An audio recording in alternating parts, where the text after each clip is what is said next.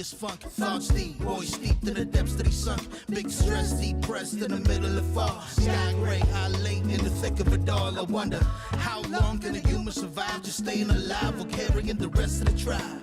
Waiting for the day to arrive or struggling dies, and I be doing way, way more than getting by. So why?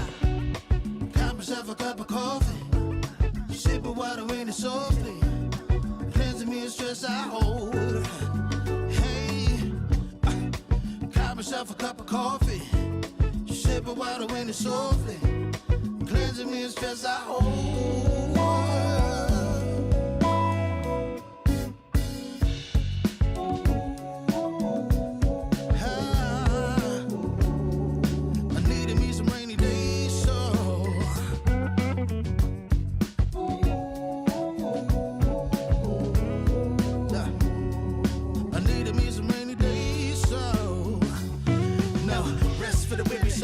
Eyes realize life is so much more than just living a day.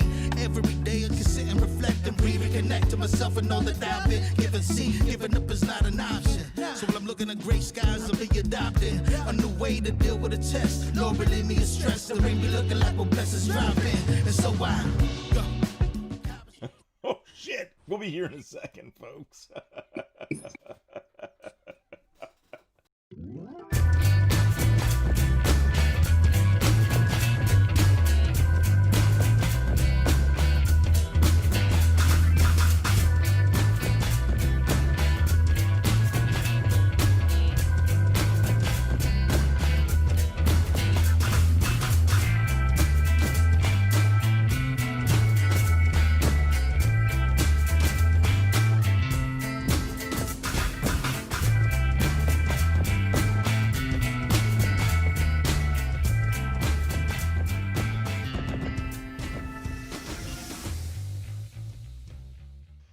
Good evening, Divided We Stand members. I'm Brian Weinstein. It's now 8:09 Saturday evening, Eastern Standard Time.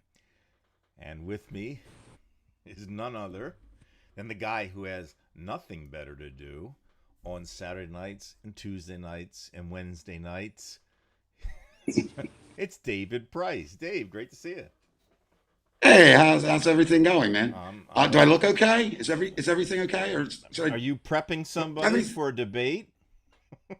You mean yeah? Well, the mask. Aren't we supposed to wear masks? Well, if you want to live, I suppose. But I'm inside, and like nobody's here. Can I take it off? Can you infect yourself if you're already infected? Well, that's what I'm asking. I mean, I don't know. Listen, I mean, I'm here to strange town. In a strange hotel room, but I guess, isn't it true that, I mean, like if there were people here with me, I'd have to have the mask on, right? Correct. And like if I walked across the street or across the boardwalk to Resorts International or Hard Rock Casino, I should probably wear a mask, right? I would. You know, and by the way, are there any Trump hotels left on the Strip with the name Trump? There are. Well, no. The Hard Rock Casino, which is why I'm here in an AC, a little shameless self-promotion here. The people are very nice. I'm doing a video series promos for my book. And they said, well, come down and enjoy us for 3 days. They thought they'd get my money, I guess, on the gaming tables. So Judy and I are in Atlantic City, normally in Washington, D.C. But I don't think there's much. No, there are no Trump hotels. Sir, would you put your mask up all the way? It's not. You can't wear them like this? Okay. I don't get it. You know what? I'm going to take this thing off because I think it's okay. I feel like I have a fever coming on. You probably do. Look, ladies and gentlemen, let's be blunt for a moment. Yes. Got to get serious. We have a president of the United States who may or may not be dying. We have many members of the executive branch, some of the legislative branch, who have tested positive for COVID, and that should be no joking matter. The problem is this.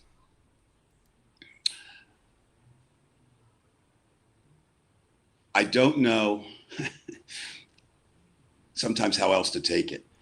Trump took it as a joke, I think. No, he didn't take it as a joke. He took it as a political ploy to downgrade the coronavirus that's killed 9,000, something like that, Americans, 109,000. And now here we are. So tonight, Brian and I never have used this word before, never in this context. I'm going to use it tonight. There's so much here to unpack. Now, again, I am going to joke tonight if that offends you. I'm sorry. It's part of my personality, even treating something seriously. And I would say when people say, well, we have so much tonight, Brett, to unpack, I always thought about, we unpacked here. We unpacked a suitcase here when we arrived, right? But tonight it truly is. And it's a suitcase that we don't even know what the hell's in there, Brian. Right. So let's give it a whirl. Let's see what we come up with. And ladies and gentlemen, tonight, look, you may be as confused as we are. And well, I'm speaking for both of us, Brian. I don't know, maybe you're not confused. I am. And so if you have questions, please ask them. And I mean, I think we're all going to search for answers. And this is not going to be tomorrow. We're not going to have them. And I can only speak for myself. When the president of the United States is either healthy or on death's door, and we have no idea, I certainly have a lot of questions. Right. So, Brian, you'll answer my questions. I'll answer your questions. We'll try to answer the people's questions, and we'll have what we always have at one of these discussions, which hopefully will inform some people. Right. And only one request I have of our members, and we're getting so much chatter on our group page that it's astonishing. It really is. What I would like, and what David would like, since we can't see your names on your avatar from Facebook, if you're watching live from Facebook, if you would, please put your name first and then the comment, because we won't know who you are. I think somebody already did, which I really, really appreciate, and David appreciates also. I'll speak for him. But it's always been a tough thing in the past where I have to go to my phone, go live, and then, find out who said what, and it becomes extremely difficult. So again, when you make your comments, and we really want your comments, this is not just about questions, because many of you know a hell of a lot more than David or I know. So, and we've had so many wonderful posts today. In fact, Dave, if you'll remember, when I spoke to you earlier today, I was just saying we had a couple new members, and this one fella who, I mean, just absolutely amazing posts, really funny stuff. Yeah. I hesitate to say his name because I don't want to mispronounce it, so I'm not going to say it, not out of any coverage or anything. But the ultimate compliment that I can pay someone, and Brian, this is why you've never heard it, because I would never pay you any kind of compliment, let alone the ultimate compliment, is this. I don't get angry, but I say, I wish I'd posted that. Why didn't I find that first? Why didn't I think of that? And that applies to a number of people. And what's so great about that is, you post what you post, I post what I post. People that we know who've joined post what they post, but these are people I've never met. Hopefully someday, when this ends, and it will end someday, by that point, we'll know them much better. But again, there just aren't words to say how much it means, not from an egotistical standpoint, but from the community standpoint. Brian and I made one agreement. He'll probably renege on it at some point. He usually does. But the thing is, this is definitely not our show in the sense of mine and Brian's. It's our show. As divided we stand. And so we're really only as good as the comments, right, the questions. And eventually, if anybody wants to go on, please let us know. Brian went out and spent $4.3 million on some new equipment this week. I, on the other hand, which I don't have yet. I've got some RAM. I spent 97 cents. He spent 4.32 million, I think, or something like that. Mine is actually working better than his. No, but the point is, we can now reach more people. They can come on. Correct, Brian? I mean, we can put them in a green room situation, waiting to come on. You can see the show. So it'd be great if anybody wants to be a guest, even if you just want to be on for 5 minutes, and share something. That's great. Right. Yeah, we've had some good information already, Dave. Ryan, our good buddy, hey, Ryan, from Kentucky, I believe he mentioned that my volume was too low and that our names were getting in the way of the posts. So I think that's already helped us out. So I'll know what to do. Well, here. I think, and Ryan, you and I have conversed over this, and I'm going to call issue with something you just said there. We like to have a lot of viewership, and when you can't hear Brian, it's a much better broadcast. So now, if you can't hear me, then jump right in. Okay. Now, Dave, can you still see the comments? I can see Chris, Christina. Okay, we're good. We're yes. good. Okay. I did that. I wanted to make sure that, and we've got them Yeah, coming and our in names already. are still there. And Ryan, to you, let Brian know. Now, we've already joked a little bit. Let's be serious for a moment. This is a new platform we're using tonight. Right. We don't have to go into great detail, but it's a new platform. So Brian has the really tough job of working a new platform. And I have the easy job of just sitting here and doing what I do. Right. In fact, I'm going to work with the platform. Dave, I'm going to bring your Oh, saturation. Lord, he's working with it, ladies and gentlemen. Saturation Hold coming tight. down. It's sort of like the captain of the Titanic going, I'm making a minor turn here. It's okay. Nobody panic. We're supposed to be serious tonight, and it's just been No, jokes. we're not. You know Okay. why not? You know Okay, why not? you tell me, Dave.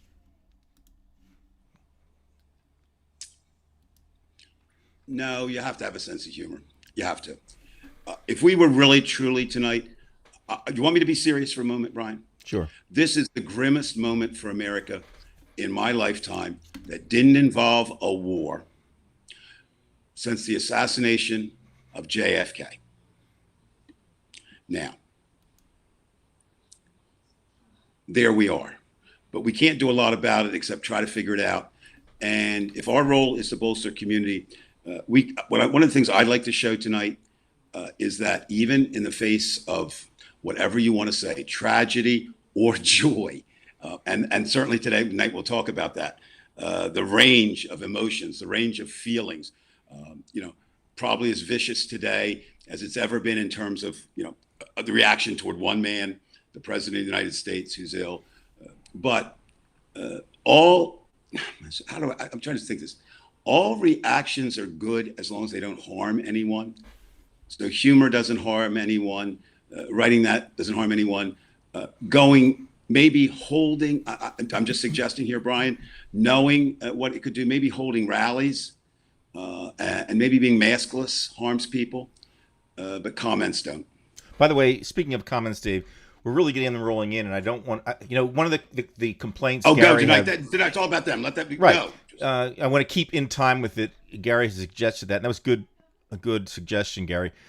This one I'm going to answer first, and I'm going to let you go second, Dave, because I'm going to be rude tonight. Okay. And it's funny because I said to myself tonight, I was thinking of that song by Sting, Englishman in New York, just be yourself, always be yourself. So, it's about Brian, being that's ourselves. one. Yeah, and again, I don't want you to go too long tonight, so I got to know. No, I won't. But Ladies and Tamara, gentlemen. hello, and it's great to see you here. I love your posts, and you ask a great question that a lot of Americans are asking. That is, do you think he's really sick? And one would think that there's the possibility this could be some conspiracy because he's a liar, and the Republican Party has just been, just on another planet in terms of the way they do things. But I'll say this, and then I'll let Dave chime in. I think that there are too many people outside of Trump who are testing positive for this to be something that is anything but what it is. He did test positive because there are many there who are testing. And I think when one of them hits the box, so to speak, I think those who did doubt will know that it's real because once they die, that'll be it. I don't know who's going to go, but if this thing just keeps on going, as it seems like it has been, we're going to find that out. So I don't think that this is something that is fake. I think it's real. Dave? Well, like everything else in Trumplandia, we shouldn't even be having this conversation, but we need to have it. So I can only share my experience. Again, Brian, you're on top of things. You got a hold of me as soon as you saw that, that there was this possibility, and I was engaged in another story at that point about the two gentlemen, and I use gentlemen very loosely, out of Detroit who were making phone calls that were keeping Black Americans from the polls. I thought, man, that'll be a huge story. They were charged with felony charges. This is great. And Brian said, I don't know, maybe the story's bigger. Well, of course it was, the way it turned out. Now, I went to bed that night, never even considering that it could be a fake story. Now, maybe that gets to my naivete. Maybe it gets to my training as a reporter that I knew, it wasn't material at that point. And when I woke up the next morning, and I'm looking on Twitter and I'm looking on Facebook, deluge of comments saying this isn't real, this is fake, this is, and so I said, well, okay, let's look at it. Tonight, as we sit here, I'm 100% convinced that Donald Trump has the COVID virus. What I'm not 100% convinced with is in what condition Donald Trump is in. And the sad thing is, I don't know that I would believe anyone short of an unaffiliated hospital doctor who has seen him to trust any comment listing his character. And the sad part is, and we've got to remember that, is we have a president of the United States who's a liar. I'm reminded in a way, and I actually wrote about this, I'm reminded in a way of kind of the reverse of the boy who cried wolf story. And you say, what does that mean? Remember the boy who cried wolf? Wolf, no, wolf, no. Finally, there was, right? Well, this is kind of reverse. No wolf, no wolf, no wolf, right? Yeah, there is. Uh-oh, right?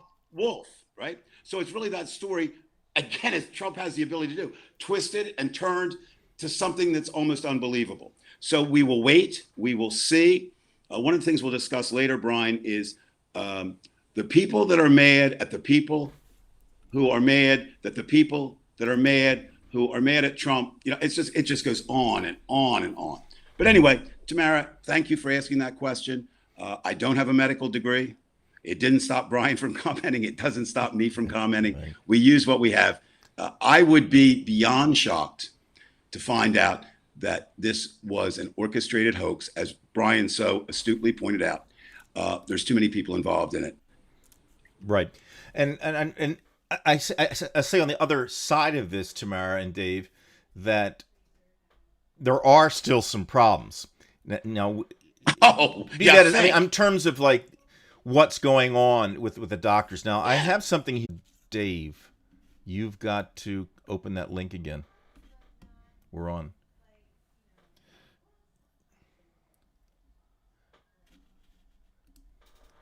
All right, folks, that's what happens when you have a program here. Yeah. You know what? I'll tell you what I'll do. I don't want to monkey around with it. I'm sure I could figure it out. You just talk it through, Brian. Right. Explain what it was you're going to do. No, nothing fancy tonight. Go ahead. Right. Okay.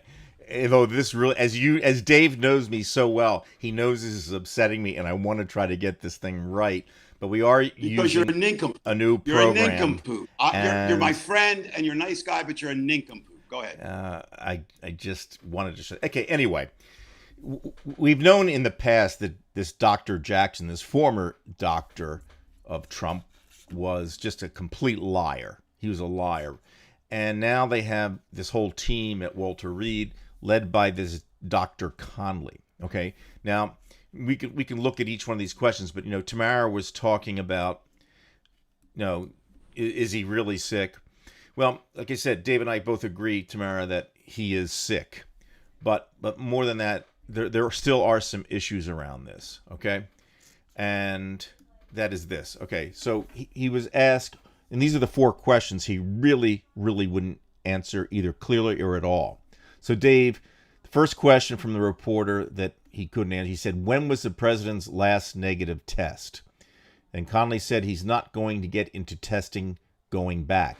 And then later, he says something about 72 hours, which would create a problem in the timeline. And then he says I was incorrect later in the day.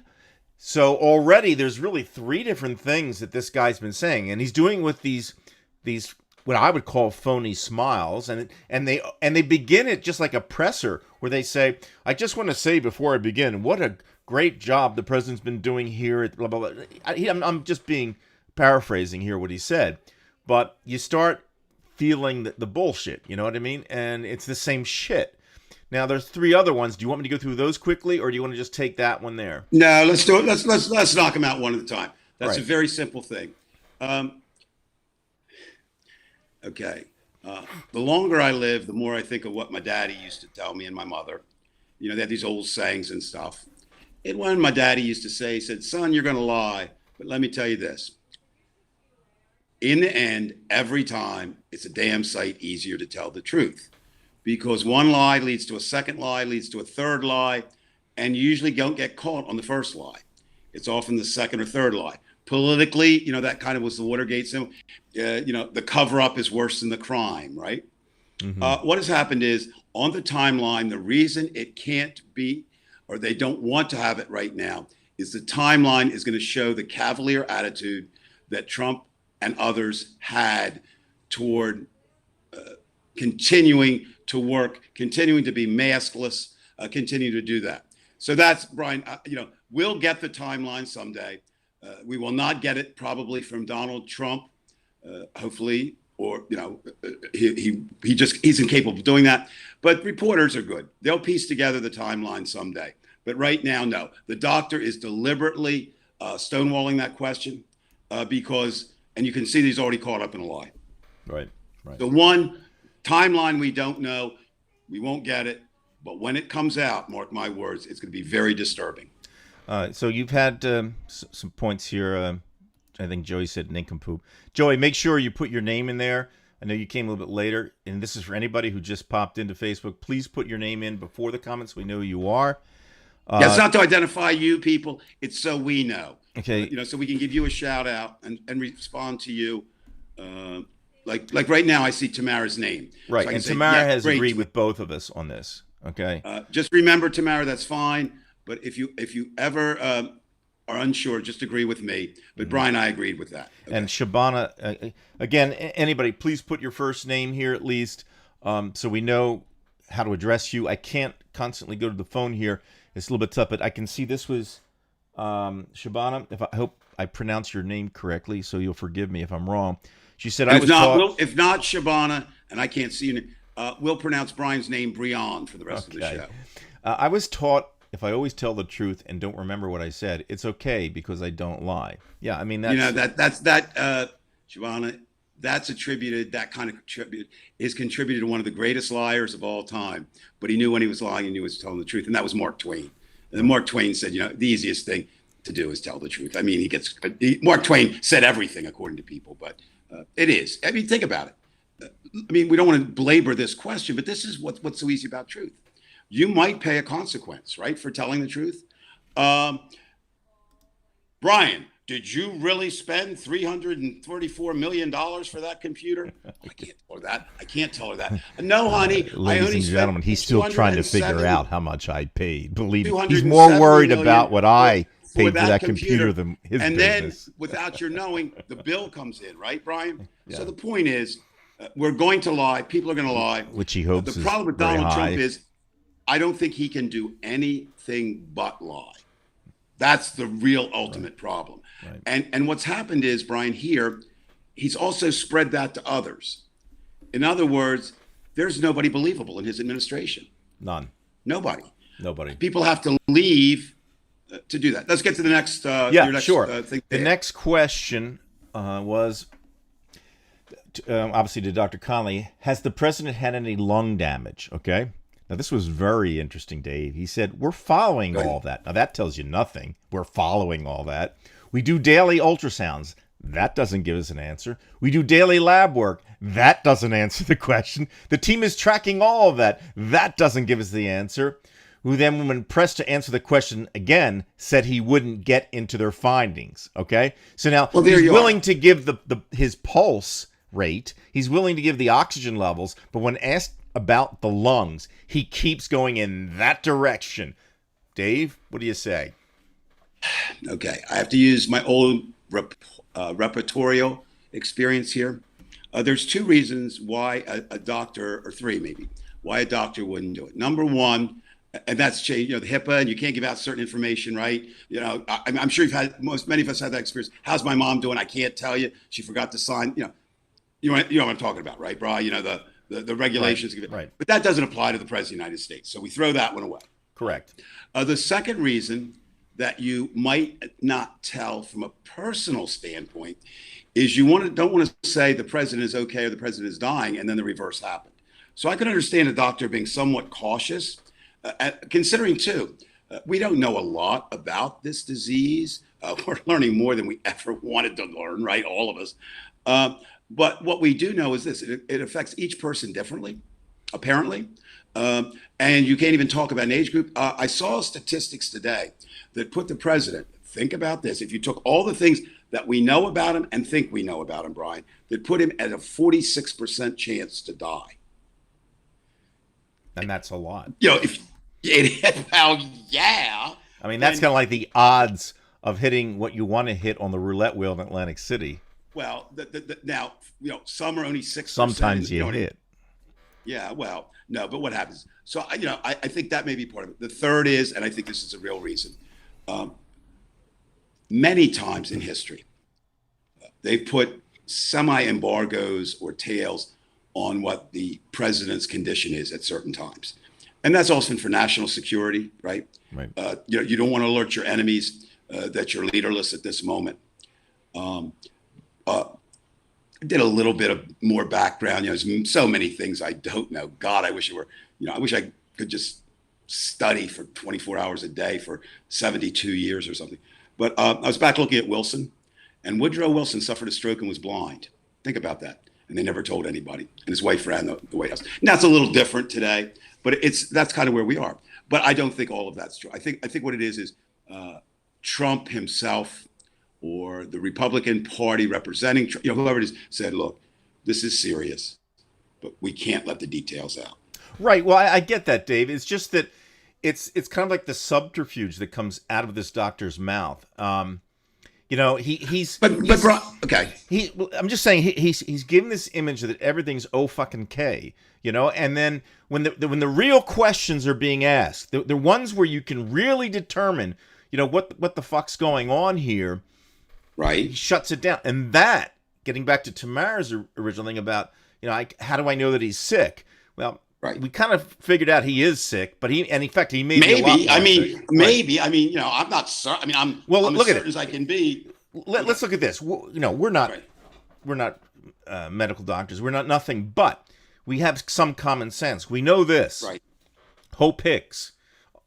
She had fever, cough, didn't feel well. Christie, fever, cough, achy. Trump, fever, shortness of breath in the beginning, or cough. This thing is moving quickly here. This thing is not like, it's not. This is hitting. Let me say two things one thing that you just mentioned, another one that I heard today or read today. I don't hear anything. Nobody calls me up anymore now. You said shortness of breath, correct? Correct, which means there's a lung problem, and he won't answer that fucking question. Right, exactly. And none of those had shortness of breath that they were telling us, right? We have nothing. From what I just read there's nothing that we get from this doctor. It's true, this is really, I don't want to say interesting, but it's a very leading thing. And I only saw it in a couple reports that Trump supposedly asked the medical staff while he was still in the White House, would it help me breathe if I rolled over on my back, I think it was, her stomach. Anyway, he actually had a question. So he was having more than just a little bit of trouble breathing. Right. Shabana just I spoke with a friend in France today, and all the news in France is about the lack of transparency compared to when Boris Johnson, I suppose, was infected. And that's anecdotal, but that's right. I mean, it's just goes to show you the difference between having like a normal government. And Boris Johnson is not normal, but no, he's not. Certainly, but right now, Trump has done something. Okay, America supposedly has the freest press in the world. That's not true. Working at the museum, that is not true. Before Trump came on, we were number 2, and I'm sure we're down to maybe somewhere in 18 now. But having said that, the reputation is, the best press, the freest press, First Amendment, et cetera, et cetera. And Trump has completely turned that upside down. So, and Shabana, just to pick up on something you said, which is very disturbing to me. I was working on a project where I was talking to former students of mine who are now living in Germany, France, Australia, where else? A couple other places, Germany. I said Germany, France, England, Australia, and I think Spain. And to every person, they said, since Trump has been there and what they're seeing happening in America, they are much content to stay where they are. If they never get to back to America, it's fine. And Brian, which I thought is so interesting, what their number one thing was? Yes, they hated Trump. But more than that was, when we get sick, we have health care. Right? Yeah, Tamara, good point. I think, and we're going to talk about that. Uh, you know, um, was that divine intervention? No. Again, Brian, you put it so well. We're not scientists. We're not doctors. Um, I've actually had I'm not saying it because, oh God, Dave. No, I have personally known two people who have died from it, and I've talked to family members, to know. And I talked to the funeral director for both of them. We're friends, and this funeral director, Kenny Freitag from Richmond, he's had too many of those cases. He actually got COVID at one point, and he said, "Look, Dave, I got back," but he said it's the worst 4 days of my life. He said I was so sick, I was hallucinating. So what happens is what we're finding out. This disease is just so weird. 1 minute you're fine, 1 minute you're not. Somebody else it's 10 days, somebody else it's 40. Now, the thing that's over all this, if Trump gets out of the hospital, right, resumes the presidency, okay, fine. What we're finding now is residual effects later in people. So, it's almost like, okay, you get it and you live. Wow. But we don't know what know what the status of living is after having. And another comment, Dave, if I can kind of go, Sure. I'm going to stay in the same topic, but I mentioned that we're obviously we're not doctors, but just like if you're watching an important football game or whatever, and you challenge what the coach is saying. We're not football coaches or hockey coaches or whatever, but you don't really have to be from a common sense standpoint and say, well, why did he use that player, or why did that person use that particular option at that time, and then you look back 10 years later and it was the big mistake. It doesn't mean that we could have coached the team that lost the Super Bowl. Right, but it does show that there is a certain common sense to things. And so I think what we can comment on is that he's the doctor's not answering the questions. He's answering some. And my point is this, is that why is he willing or so unwilling to give when he's infected, or if he could say, I don't know, but he's willing to give the oxygen levels. You see what I'm saying? Because Brian, I'm not saying, we throw things out at each other and at the audience so quickly that we can miss. And, your focus is, I thought I answered that my way. I'm not sure I'm right. The reason he can't give the timeline, right, is because they've already lied about the timeline. They've lied, and he doesn't want to contradict it and make the man upset. Now, why did they lie about the timeline? There's just the fact that the Trump administration lies, but it goes beyond that. They lied about the timeline because when it actually becomes established and clear, whenever that is, we're going to find out, we've already found out that nobody in the Trump administration called or reached out to the Bidens and say, the man that you debated, that Tamara's saying, spit all over him is what she's saying, didn't have shortness of breath. Nobody had the courtesy to call the Biden administration and say, listen, Mr. Biden, we have some bad news for you here, or we have just news. Nobody did that. That just gets to Trump's lack of whatever. But there's indications that he was aware of it and went to New Jersey, right? And spoke to people who are, I don't know if it was $200,000 or $250,000. $250,000. And one of my cousin's friends supposedly went. Right. A cousin who's a Trumper. If you notice, and it's interesting, you watch the nuances, and you have to watch stuff 6-10 times, right? So I was watching the release footage now of the what was the Rose Garden until Melania destroyed it, ceremony for. I'm sorry, I'm gonna call her Judge Amy, but anyway, for the judge, and you saw that. I mean, hugging and. My God, okay? As if it's just a normal thing. Kellyanne Conway, who tested positive, is in the face of Bill Barr. And Bill Barr now is saying, well, whatever he says. Exactly what he said. Yeah, I know. And so the reason I'm gonna maintain this, unless somebody can disprove it, they're covering up the timeline because it shows how I can't even find the word, that the man knew he had a disease and was still running a presidency and willing to infect donors who were willing to give him $250,000. Right? Now, we're off the track a little bit. I want to get back to you guys. While I'm thinking this, I want to say it. I was talking about film, right? What I saw, and again, you have to watch it again and again and again if you really want, and they'll see something different every time. I was watching that same film of them seated at the ceremony, right? And there was a report earlier, and it seemed to be true, that the initial reports were people who were center. There were three sections, if you looked, right? The center section, which would be in front, directly in front, working back rows. And they were in the first 5 rows. So I went back and, I looked at who was there. And you've got Melania Trump, who has tested positive, apparently is not as severe as her husband, but is a positive tester. And sitting near her, almost directly, I think in front of her actually, were all of Judge, and I say judge because she's going to be confirmed at some point, probably, Judge Amy's kids.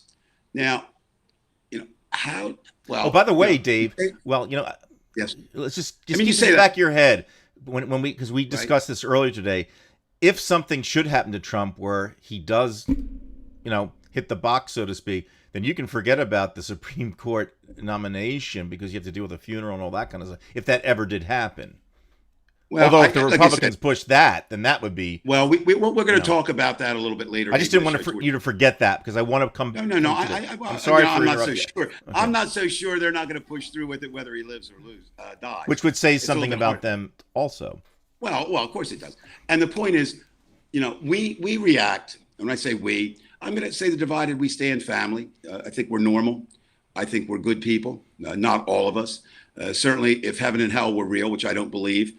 I better like warm climates because that's where I'm headed, and I'm fine with that. But the idea of it is sometimes we have a hard time thinking about it. I can't imagine in this pandemic having a child or a grandchild around me or near me or putting a child in jeopardy. You're right, Gary. I mean, yeah, and we didn't know about it, right? In a way, wow. Think about that. Gary, you just gave me a really interesting idea. I don't know if you did that. 1918, we've got the pandemic. 2020, we've got the pandemic. 100, got a president disabled who also, by the way, covered up some of the pandemic. Do you know why, Brian? Do you know why it's called the Spanish flu? Well, it certainly wasn't the Spanish who did it. No, I have no idea. I actually, and I didn't either. I researched it. All the allied nations agreed that they would not identify or say anything about the influenza for fear of damaging the war effort, right? Even though the soldiers are the ones spreading it and coming home, etc. One country broke that and told the truth. And you guess what country that was? You tell me. Spain. And their punishment for telling the truth was the Western Allied nations who won World War I decided to call it the Spanish flu. Okay?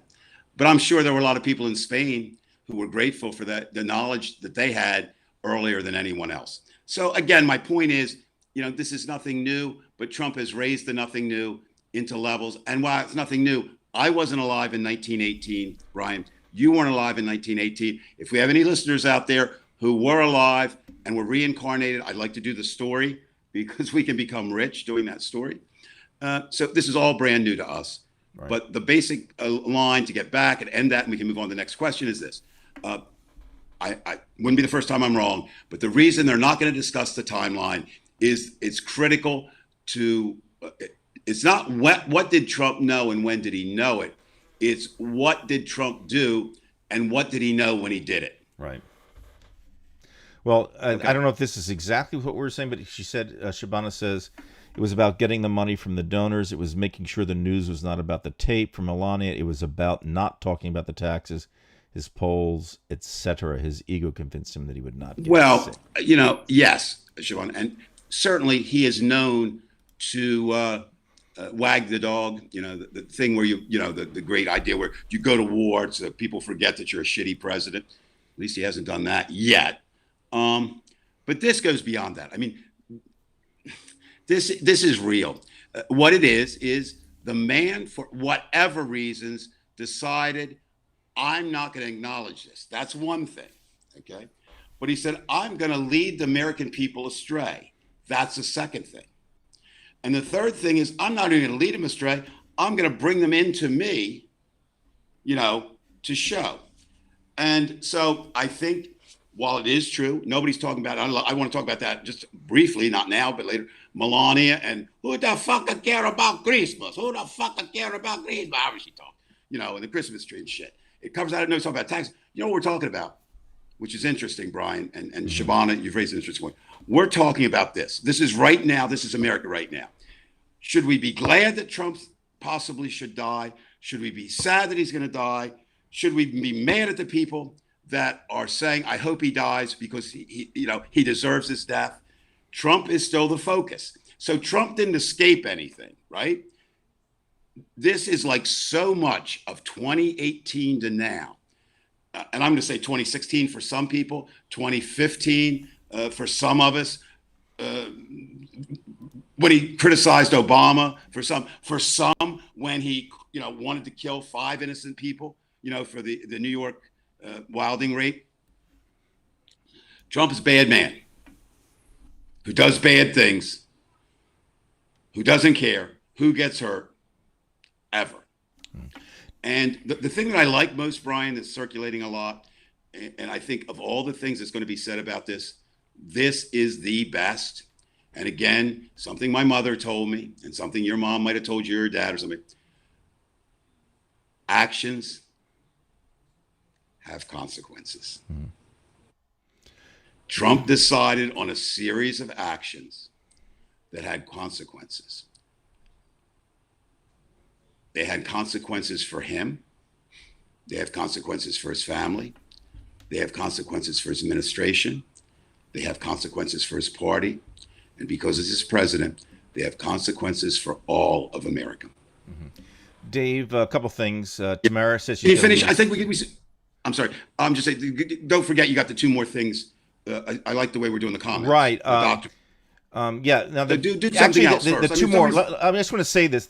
Actually, the third one was taken care of. You did. We kind of, because it said, how was the president infected and when did it happen? He declined. That's it, right? So we did that. He's not going to say that. And right. This one here, I really like too. Not his answer, but the fact that he wouldn't. No, I understand the question. So the question by the reporter was, what was Trump's fever and when he had it?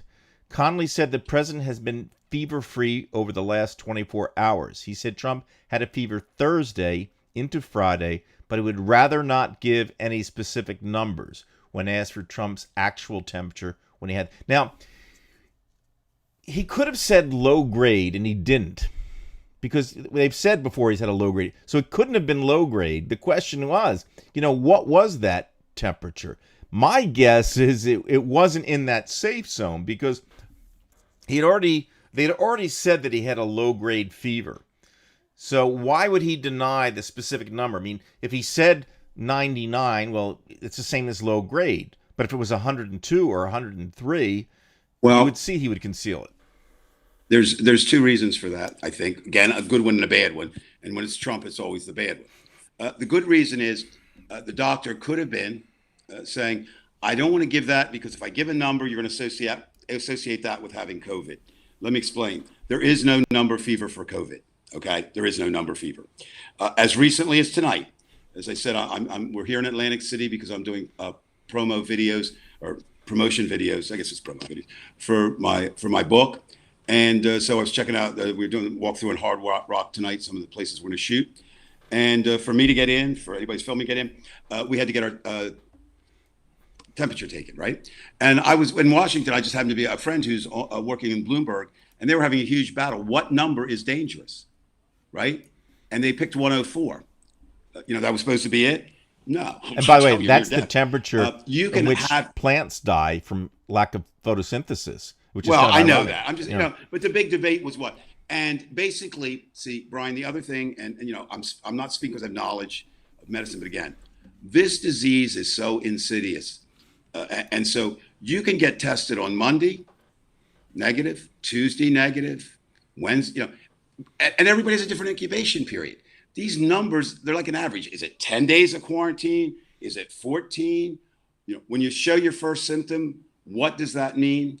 So I think, again, the reason he wouldn't give any numbers is not the good one, not to say when you get this or you're good or whatever. They just don't want us to have any information because the information that would come out is not good. Okay, that's it. And of course, other countries would probably want to know right. What is the status? Before we leave, and I don't want to belabor this all night, but the medical thing is of course what's there. People have asked me, well, how are you so sure that it's bad? And I said, well, here's what makes me think it's bad. I'm not sure. If you listen, and I've read something from and heard from people that were on the medical staff before at the White House, and basically, there's not a disease that's untreatable that you can't treat at the White House. So that's the interesting thing. So if you have to take somebody somewhere, that means it's more serious. It's a more serious phase of the disease, I think, than just it's a little thing, right? Well, now, what we know, Dave, the other thing that depending on when he gets back, right? I mean, wouldn't that tell us a lot more? Because they kind of ask, how long do you expect him to stay? Well, it's gone from 2 weeks now. Let's look at this, Brian, though. I just want to lay out the evidence if I were a lawyer prosecuting the fact that Trump is more ill than he's letting on. All right. So first of all, you've got that. Secondly, I'm not real sure, but did I read tonight that he was administered a second experimental drug? I know think I did tonight. I think he's had. No, I know there was one. We know he had remdesivir, which has been very successful. I thought I read tonight that he was administered a second one. Now, if anybody knows that for certain, but let's just say it's the one. We're just gonna go with the one we know, right? Do you really do that if it's just a normal thing? I don't think so, right? Especially when the symptoms come on so quickly, you've got to do something. And one of the things, if I did read up on the drug, and one of the reasons it's administered, one, is so that patients don't have to go to the hospital. Well, if that's true, that one didn't work, did it? If that's the reason it was administered. Now, even more telling, let's look at one that looks good but doesn't. I got to go back and look if I haven't. A lot of people were encouraged that the president walked out to the helicopter under his own power. Okay. Well, he had two hands on the rails, which is... That's what I'm going to get to. That's what I'm going to get to. Now, we know that Donald Trump is an actor. We do know that. He's a reality star. And actually, playing Donald Trump is very good at playing Donald Trump. I mean, unless he were near death at that moment. I'm sure you've done that, Brian. We've all done that. Just feel shitty, but I mean, you just get that energy just to walk. I mean, all he had to do was walk, right? And as you say at the end, grab and shower and wear a suit. I'm sure he did that. Well, I mean, all that's whatever. But he didn't look very orange either. So what I'm saying is, that doesn't look. Now, here's what's most disturbing to me. Donald Trump lives to tell people about himself via Twitter. Yeah. Right? 2 tweets in the past 48 hours? I know he had one today. One video and 2 tweets. 8-second video. Right. Now, okay, again, what, did they take his phone away in the hospital? No. And people got to understand, this is not just a hospital. This is a presidential hospital within a hospital, right? So, I mean, I don't really think you're telling the president of the United States. I don't think you're telling Donald Trump. Now, is that much in a basement level? Like, I honestly, I don't see how it would be on the first floor. There are tours and all that stuff. I don't know why. Now, some people said, well, why did they fly? Well, that doesn't have a lot to do with it. He didn't fly there because, a lot of times, you fly people, you airlift them because of the emergency. Right. That's not what happened there. That's the way the president travels. Okay. I understand. He rarely travels. Yeah, but a lot of people, that's true. They think of an airlift, right? I mean, right. In an accident, you drive that's like. Now we've got the point. We're back to where we started here. What we don't know is virtually everything, and it didn't start here. Now you're going to tell me, and this is not speculation, conjecture. Donald Trump's last physical release of his size, he grew an inch. Now, do you know anyone who grows an inch after their? Yeah, he went from 6'2" to 6'3". Wasn't that the case? That is correct. And the interesting thing is, at that size, he was 1 pound under the weight they gave for obesity. And I don't know if you saw. I loved it. They took like 4 or 5 known athletes that, well, I forget what the weight was, whatever it was, and that size, and showed the 5 of them and Trump. Yeah, right. Okay. I mean, I know. I can't remember what his weight was. I know what I weigh. I'm 5'11" and a half, and weigh 2. We're the same height. Yeah. But I'm taller. No, 220. I mean, I'm 220 pounds, give or take. Going 22, 18, and I'm listed as obese, almost. Really high, and so there's no way. So all the factors are there for him. He goes in. He's in the hospital. And we're not going to get any. We're not going to. But even if we're getting facts, Brian, they'd be what I call Trumpian facts, or what Kellyanne Conway called alternate facts. So we will know the president's condition when we see the president, and not a moment before. Right. Now, related to this, is we know he had PrEP, and we can get into this whole thing about the debate and what he's guilty of. But I want to talk about Chris Christie for a second. Here's a guy who tries to come off on, morning television shows as somebody who's even-handed, who likes the president, but he'll tell it to you straight. And he was straight when with MSNBC when he said something to the effect, yes, there were 5 of us there. We were working on PrEP. And they asked him if he was wearing a mask. He said no, and nobody else was wearing a mask. But now that he has tested positive, I think this creates an interesting thing for Christie, because don't forget, Christie has asthma. He is extremely obese. And, if he should become more progressively ill, because he has a low-grade fever and he has aches, where does he go with this? Does he does he go down with the team? Yeah. Or does he? Yep. Yes. You don't see him. He's already. It's interesting. Okay. This is the way I view Chris Christie's relationship with Donald Trump. And by the way, Chris I'm going to stop you before you. Let me just say one. The reason why I bring him up because of his size and his health problems, he's the one that I think would, if anybody's going to hit the box, not knowing what will happen, but he would be the one who would be the one you'd have your finger pointed to. And I would argue, just not argue, but I would say second. Donald Trump is first. All right, because of his age. The difference is Donald Trump's going to get the best care ever, and that's fine. The president deserves that. Chris Christie's going to get pretty good care too. He's got. But having said also, that, I believe. Mr. Christie's political thing is amazing to me. Of course, governor. I remember, interesting enough, I was still in education then, and Christie was doing his anti-education thing, and a group of us, a large group of teachers all over the state, went up there, and I listened to the chants, and I like chants, and I like rallies and all that. But, they're calling him Governor Krispy Kreme and all that, and I'm thinking like, wow, that's not going to get us anywhere. That was prior to Trump, okay? So now I don't know. But all things being equal, Brian, Chris Christie should have been the first attorney general. He was groomed for it. That's a position he wanted. He really wanted vice president. And, there's a lot now of we know why he probably didn't want Christie. Right.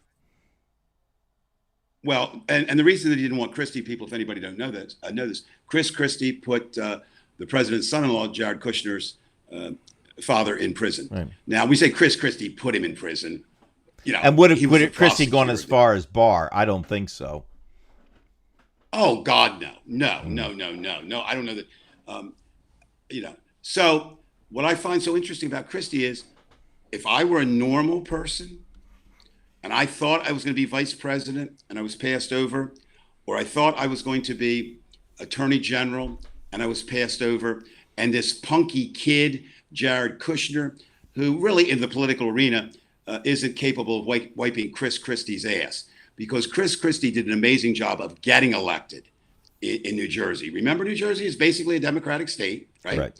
Chris Christie got elected and had high poll numbers and ended up, with 16%, but that took a long time to do that. So Chris Christie was an experienced politician, and he gets dissed, and he just kind of drifted off, right? We didn't hear about Chris Christie. I want to get to that question. If you find That's out, Ryan, Brian, by the I'll way. finish it. It's who? That's Ryan. That's Ryan. Okay, because that's really a good one. That's where we're gonna jump next. I just want to finish this little thought here. But what's amazing to me about Chris Christie, he kind of laid in wait, and all of a sudden he emerges, right? He emerges again, right? Right before this. When's the last time it's just been a little Right. It's inkling been a while here. since we've seen. No, it's Chris. been a little inkling. And now you find out, I mean, think about this. You're being prepped. There were only two names that came out, and there were five people. But initially, the only two names that came out, Donald Trump was being prepped by the debate by Rudy Giuliani and Chris Christie. They were the first two names to come out. Now, I would sooner put my finger in a light socket than listen to Rudy Giuliani. And Giuliani doesn't test positive. They all test positive, but Giuliani doesn't. Well, that's Rudy. That's Rudy. But anyway, the point, I'm not, but my point is, apparently Christie, being the astute politician he is, thinks that in some way coming back with Trump was worth it. Now, the question is, as he sits in a hospital bed tonight, the question you would ask Chris Christie is why, I would ask him if I were a reporter, why did you come back for Trump? And do you think it's worth it? But I think his coming back indicates, you asked kind of the question, is he in? He's in. He's not going to turn on him. But Dave, I'm going to ask you, because this is going off to the side here for a second, but because of this timeline and when did we find out, all these people who have tested positive, they've seen people. And it seems like this thing's been a hit. Oh, my God, Brian. Now you've got a super spreader event. Oh, my God. Everybody, and I understand this. We all do. Oh, my God. Whether you love him or hate him, the president's got COVID, right? That was the first thing. And then it's, oh, my God. Who was next? From Utah. The senator from Utah. And then some of the two senators, okay. He's but an asshole, too. You're right, Brian. All those people that have tested positive have been with people. And all those people they've been with have been with people. Mm-hmm. And all those people that have been with them, and we could go on forever, right? Right. And that's we focus on like a big event like Sturgis, right? Where the bikers said, we're free men. Their biker chicks said, we're free chicks and we'll go without masks. And they did. And trust me, bikers are pretty affectionate people and intimate too. So, but now the last count, and that's kind of lost track. Last count I heard was they had traced about 250,000 bikers there and traced about 250,000 cases back to them. So roughly one-on-one. That doesn't mean everybody infected one. But that's it, right? That's the whole thing about this. It's not like, this is going to sound ludicrous, but it's almost I wish anybody who tested or anybody who got COVID disease, turned purple.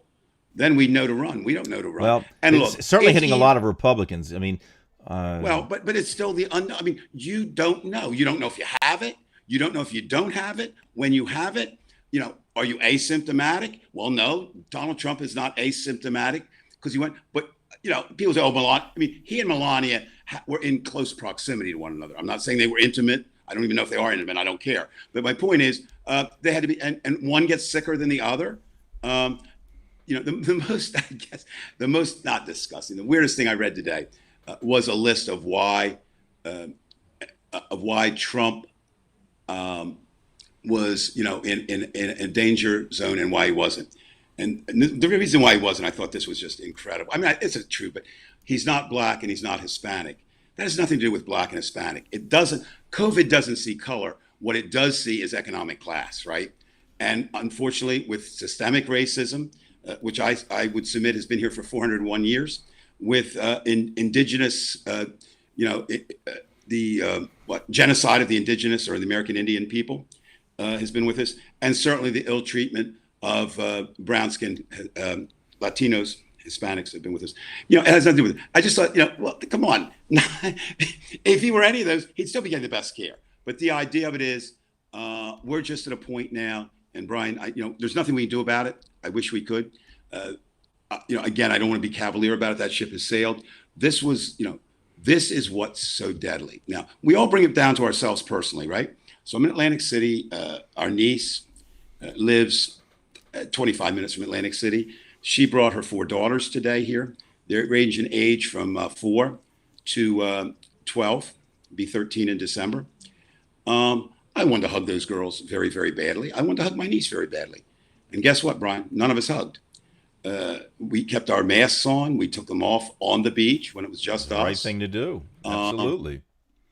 You know, but I mean, and that's what we did. Now, people might say, "Oh my God, you shouldn't even got there." Well, yeah, I understand. Don't do that. You did too much, and that's okay. I mean, we were willing to take that risk, distancing, and not distancing from them. But see, where I have no sympathy, empathy for Trump is this. He knew. He told Bob Woodward he was informed, and he disregarded the information. That's one thing. If I choose tonight, which I did, to go in masked into 2 casinos, one, as I said, was work to scout out. We're filming tomorrow, and the other, it's a great little sushi and Asian dinner, and I took it out, but I walked in to get it. I had my temperature checked in both places. That was my decision, right? I mean, yes, maybe I should quarantine. I mean, I'm not. But Donald Trump, it goes beyond that. The President of the United States had a number one duty to inform the people about the dangers, and he chose not to do it. That's the bottom line here. He chose not to do it. And I mean, no, I'm not crying about this. And I told you today, Brian, I've had people, former friends who were Trumpers who got back to me and said, you're just a son of a bitch. You're so cold. How can you not issue prayers? And I kind of said to him, read what the fuck I wrote. I basically said this. These are my 2 points. There'll be many people issuing thoughts and prayers for the president. If you need to do that, that is fine. But I won't be joining you. And then I went on to explain why you shouldn't care, but this is why I won't be joining you. And basically it's this. He created this situation. I do not wish him ill. I do not wish him well. It wouldn't matter. My thinking is it doesn't matter.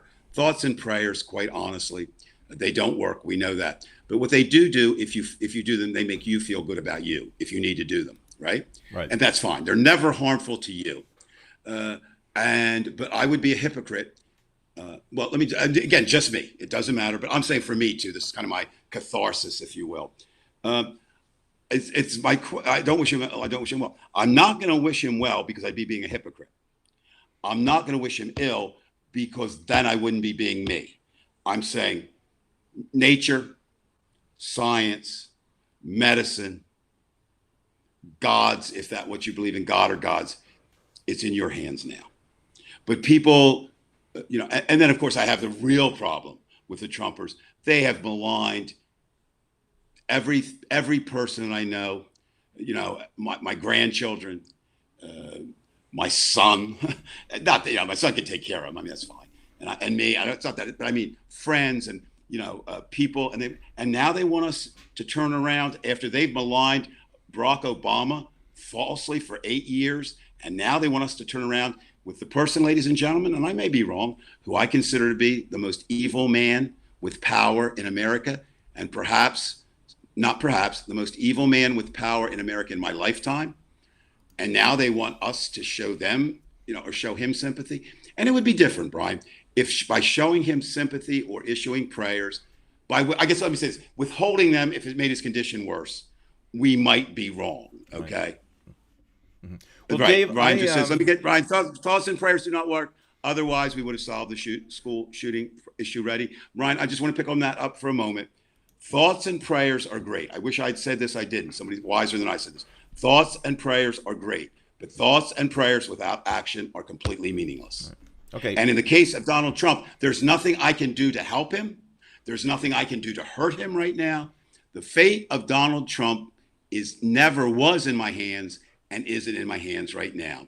It's in the hands of whoever Donald Trump's fate is in the hands of. Without getting into a philosophical debate about that, I'm going to, you were talking about being real and how you're not going to pray for him. You're not going to root for his death. But if I'm going to be myself, folks, because I always feel like there are debts that have to be repaid by people, and because I feel that Trump is responsible for a lot of what has happened in terms of COVID, I would take, and I tried to say this quote word for, I don't remember it, Dave, but you'll remember that I did mention this, that Clarence We talked a little Darrow bit once said something to the effect is, I've never killed anybody, but when I see an obituary, there's sometimes I feel good. And I think that's where I would go with this, because for example, if I don't want anybody to kill Trump, I don't. I don't want you want to beat him in an election. I would not be happy. Yeah, you and I beat that thing. Okay, no, I'm not that type of person, and you're ready to hire somebody in your mind to do your dirty work. Right. You know what I mean? No, I'm not for that. You win the right way, and he goes to prison, all that. But in this sense, though, this is something that is really in more sense than one, a suicide in a sense, because he is directly responsible in this case for his own health. He put himself in these dire circumstances, and he may get off the hook on this, obviously, because he's the president. He's going to get the best care, as you correctly said, Dave. But if it did happen, I would consider this essentially a suicide. This guy put himself in that position.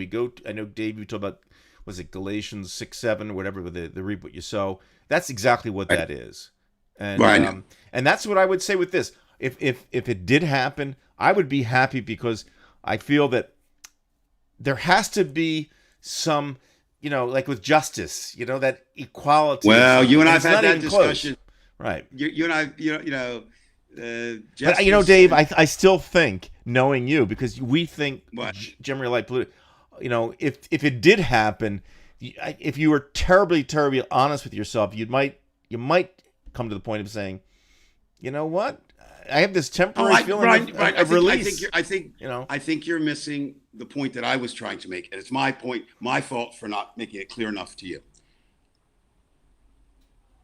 Whatever happens to Donald Trump happens to Donald Trump, right? Right. Now, at the moment, whatever that thing is, I have to make a due decision. When he dies, if death is what happens, how do I feel about that? I will let you know at that moment, right?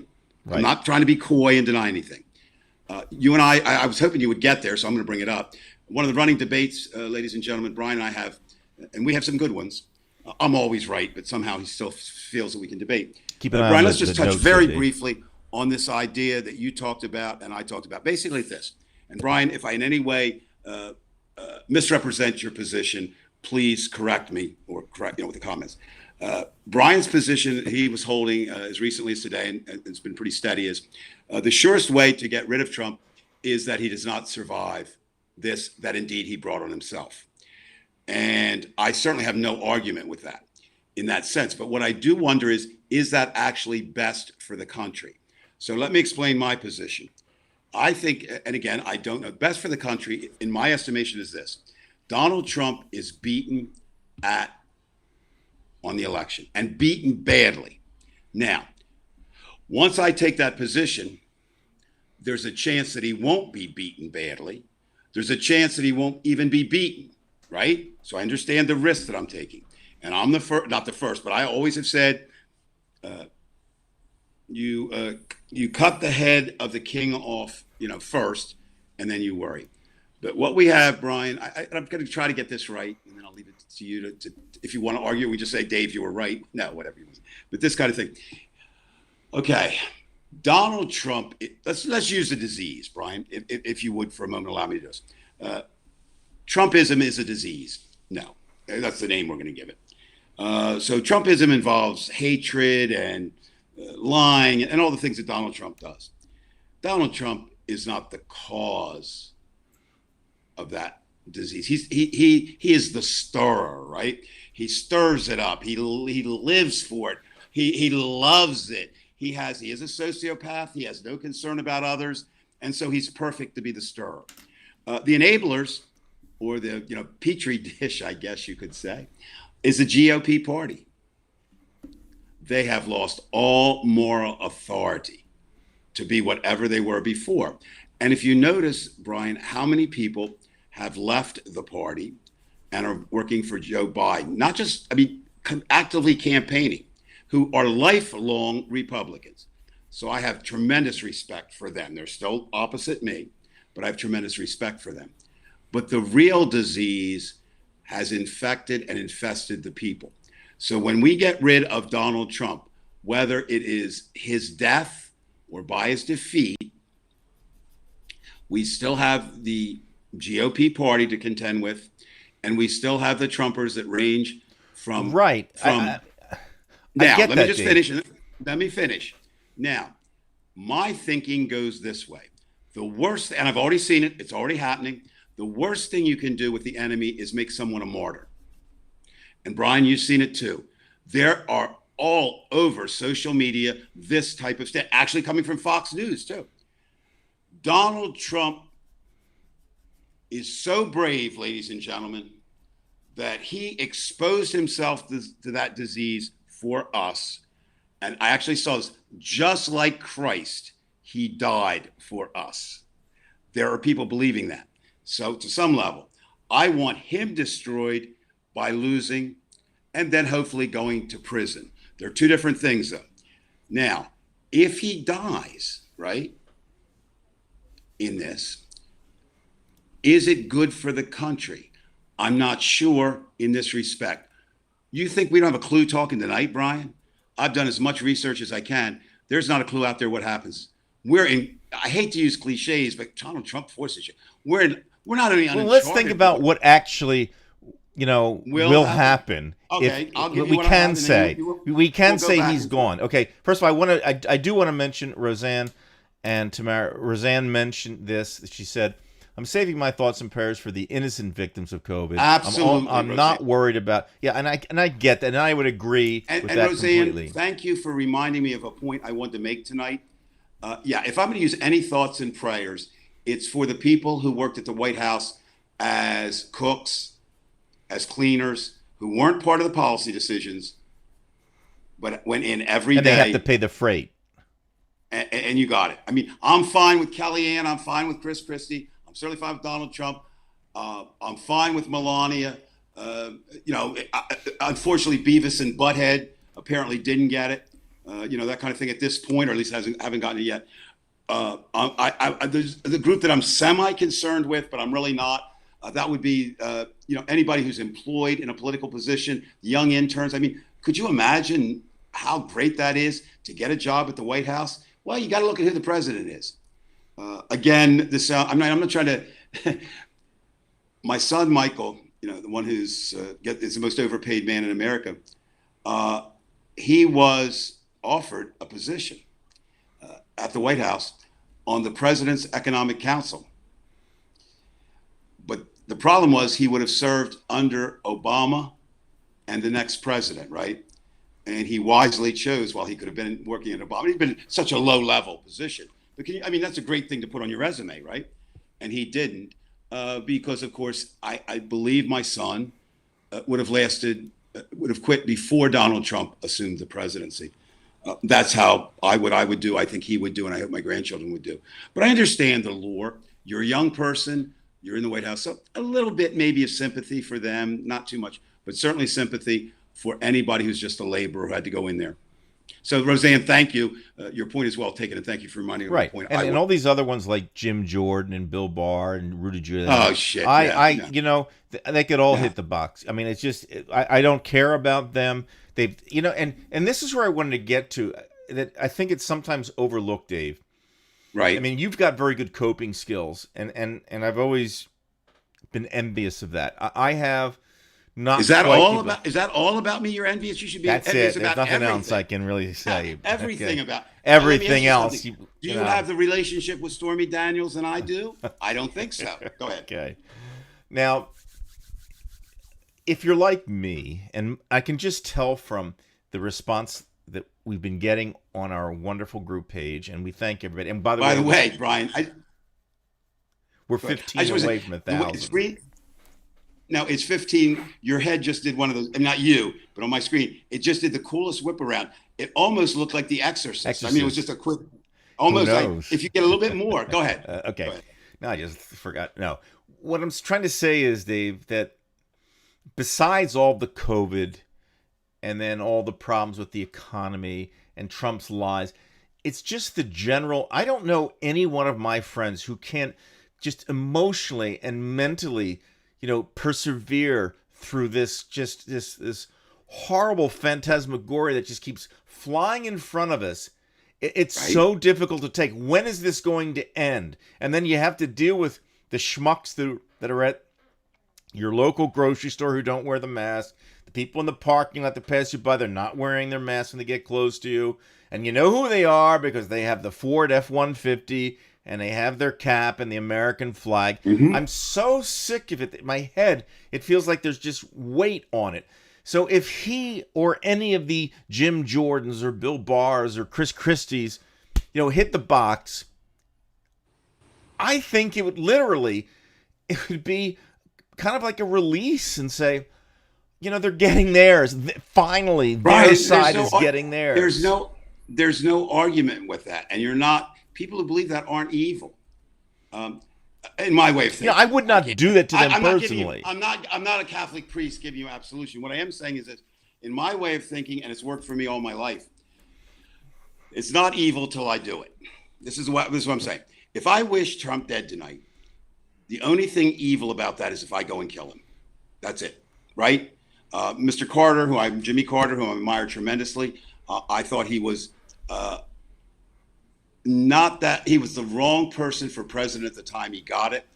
He's the greatest ex-president in the history of maybe mankind.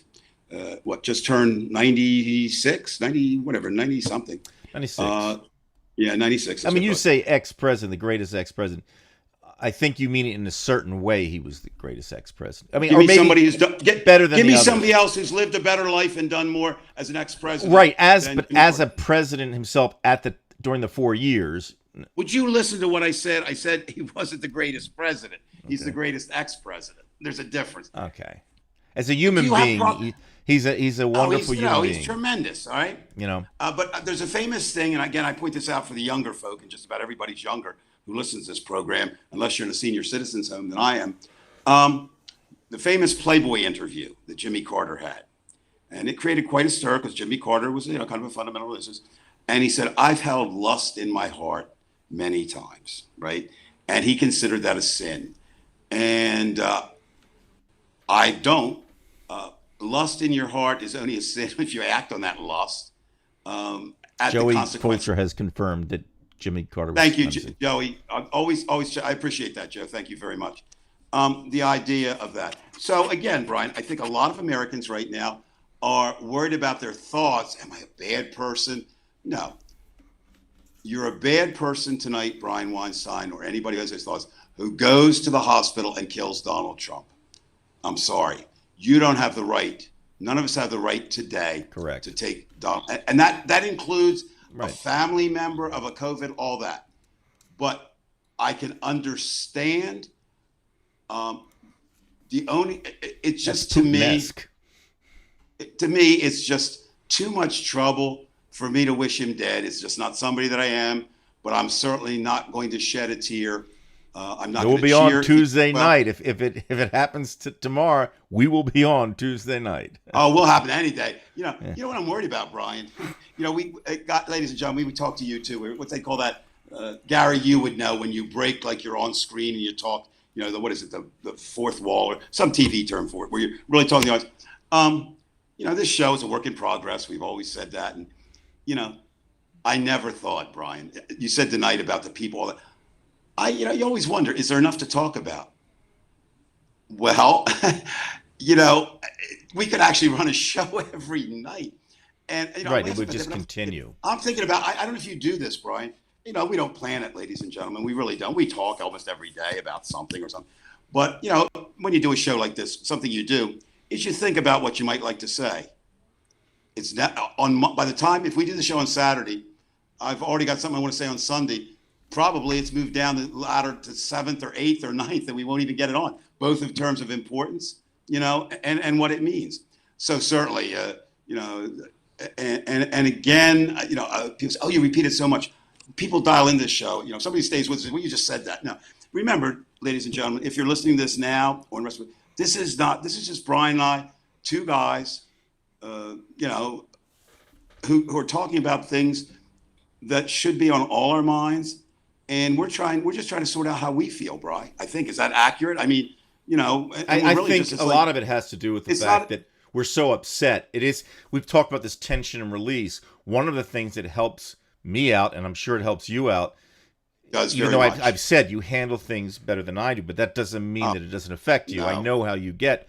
Oh, absolutely. But this show, I think, is important. Because I think if you look at the page itself, Dave, if you look at Divided We Stand as a page, in general, most of us aren't that much different. In fact, all the people who've been blocked or bounced are people who have violated the kind of things that we do. I mean, I know of 3. Is there any more than that? We've blocked a total of 5 people, I believe. Okay, so that's all. I mean, I knew it was very small. Okay, but 5 out of roughly 1,000. So that's and that's not many. 0.05% or whatever. No, you're right. And not only does it's not only cathartic for me. Look, I think we all have. You've talked about your superhero idea of being the good guy and crushing. We all have that if we think we're good. And one of the things I think.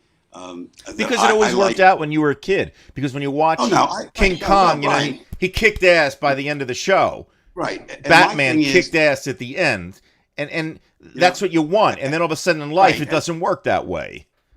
And I know how much you like sweaty gladiator movies, so I'll use Spartacus, right?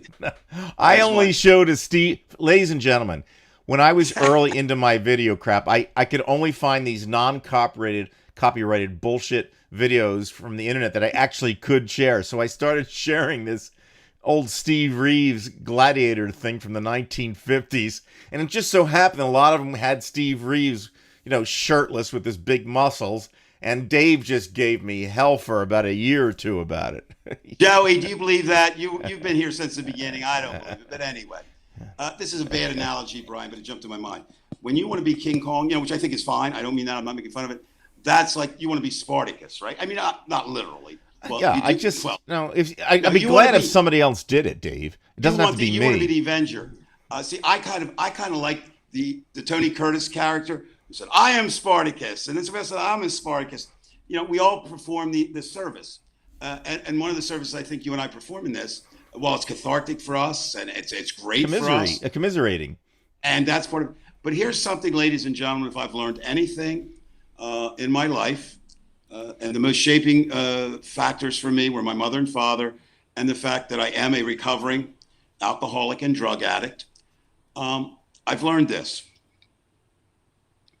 What appears to be a very selfless act is actually the best selfish act you can do, and that's to help others. And what I mean by that is it is the ultimate win-win situation. That's why if I felt any sadness for Donald Trump, and I wouldn't, it's that you didn't get this message. That's all. And I don't. But I'm just saying. So in this kind of thing, I mean, I'm not trying to make, we're not heroes, Brian. We're just two confused guys trying to muddle through the world like everybody else. But I think if we help one person, then we've done our job as best we can. Or if somebody says this too, Brian, I think it's very important.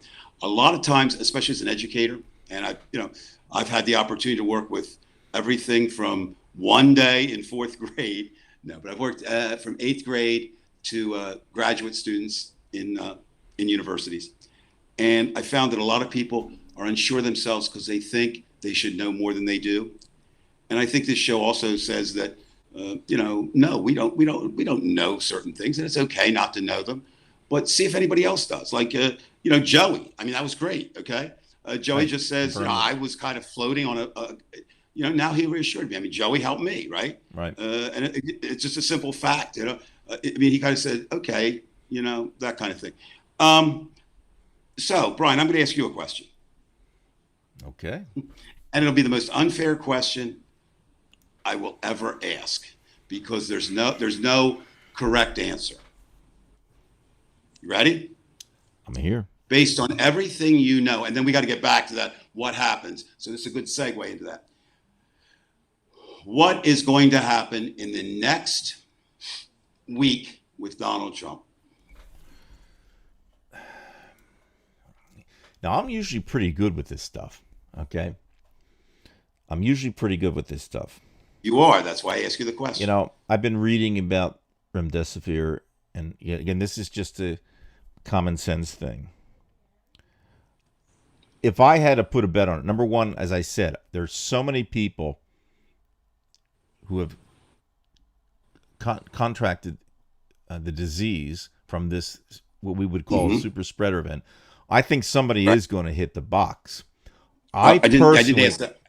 Look, I don't know what's going to happen, but I think that Trump will survive this because I think he. Look, I told you, I think he has a shamrock born with a shamrock up his ass.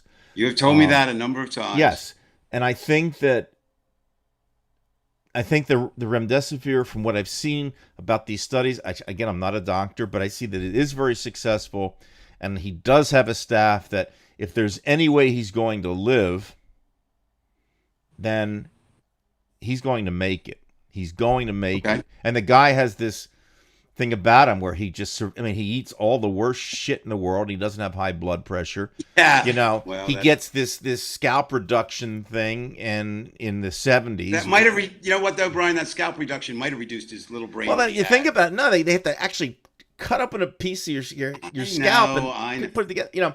But aside from that, just from common sense, you know, unless something happens in the next couple of days, my guess is he will survive. But I really do think when you start naming all those people, Dave, when you talk about Christie and some of the other ones, I think eventually we're going to get another big name besides Herman Cain. And Herman Cain was not really the name that was going to do it in the Republican Party. But now I think well, you know what? I'm not so sure which leads me into my next question to you. And then I want you to answer your own question. I'm going to say I have nothing. I mean, there's not even, you are 100% correct in that speculation. I mean, there's nothing there that was, that was wrong. So okay. So the next thing then, we have an election coming up, right? So let's take the Trump, whatever. Trump does not die. Right, but a lot of things between now and then, we're talking about the nomination. Well, no, here's that's what we're getting to. Right. So what do you see happening to the election in both the short term and the broad term? And let me bring it into short term. Your best guess, will there be a second and third debate between Donald Trump and Joe Biden? And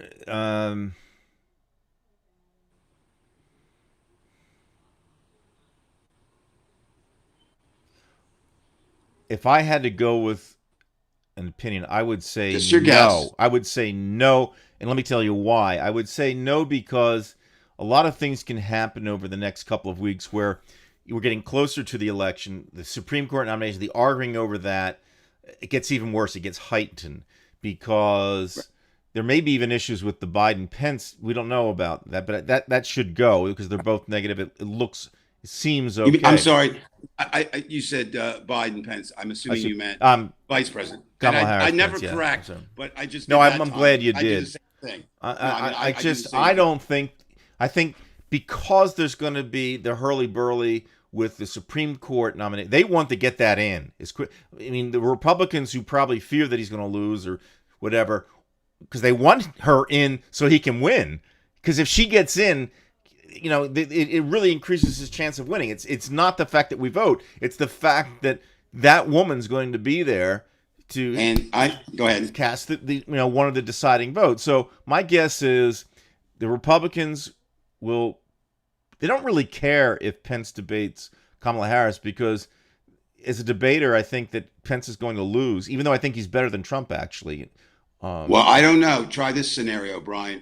That mother, which is what Pence calls his wife, mother gets really upset with Kamala and just comes up there and pummels her with a frying pan. That could happen, right? Won't happen.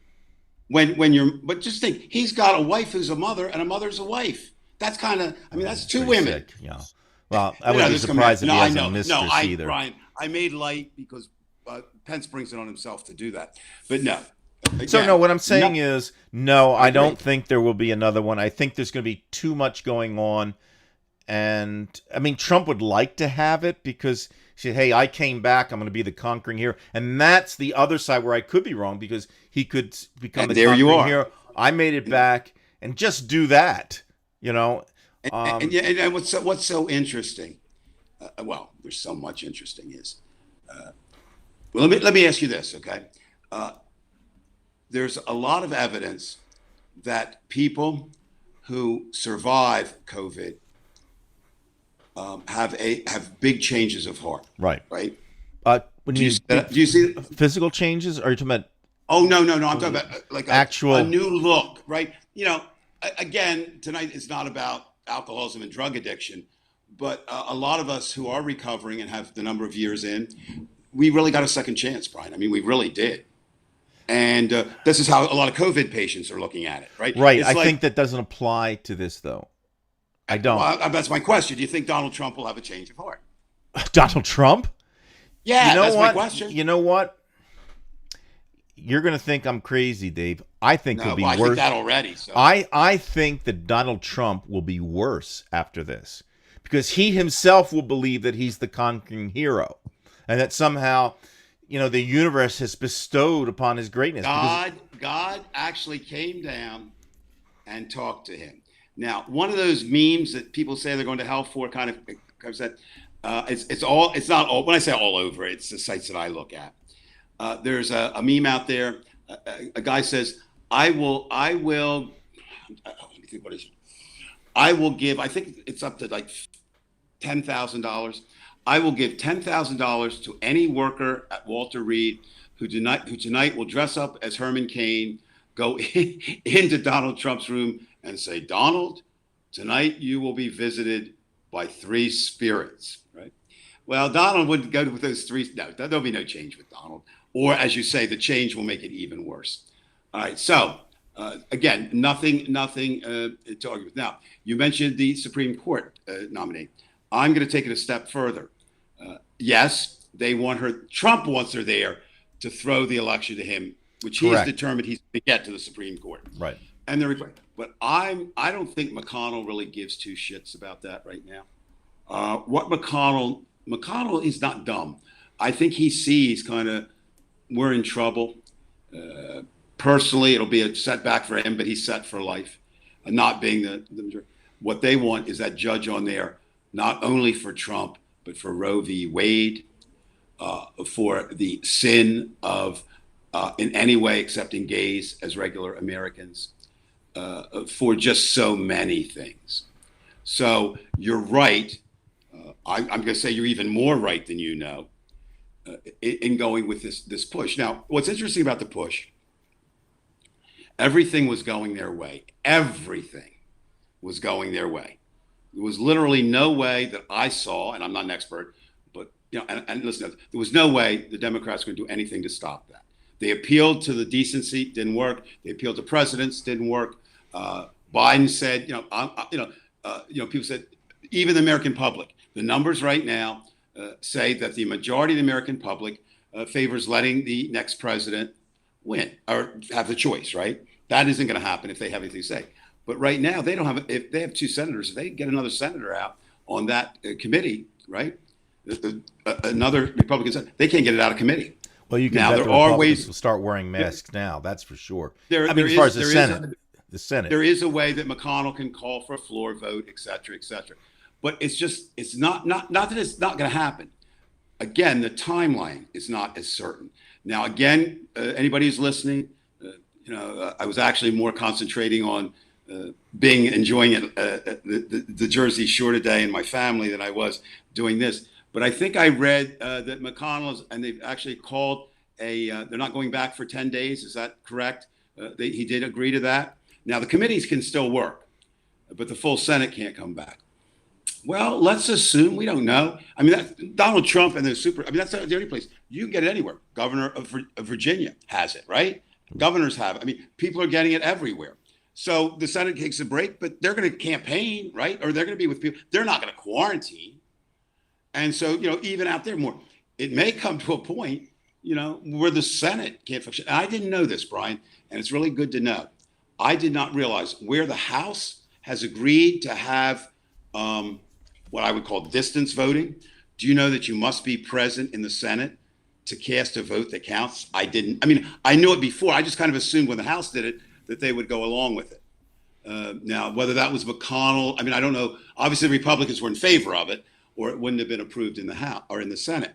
So I guess what I'm trying to say, and I'm not saying it very well, is prior to this week, we didn't know much. Really, we didn't, okay?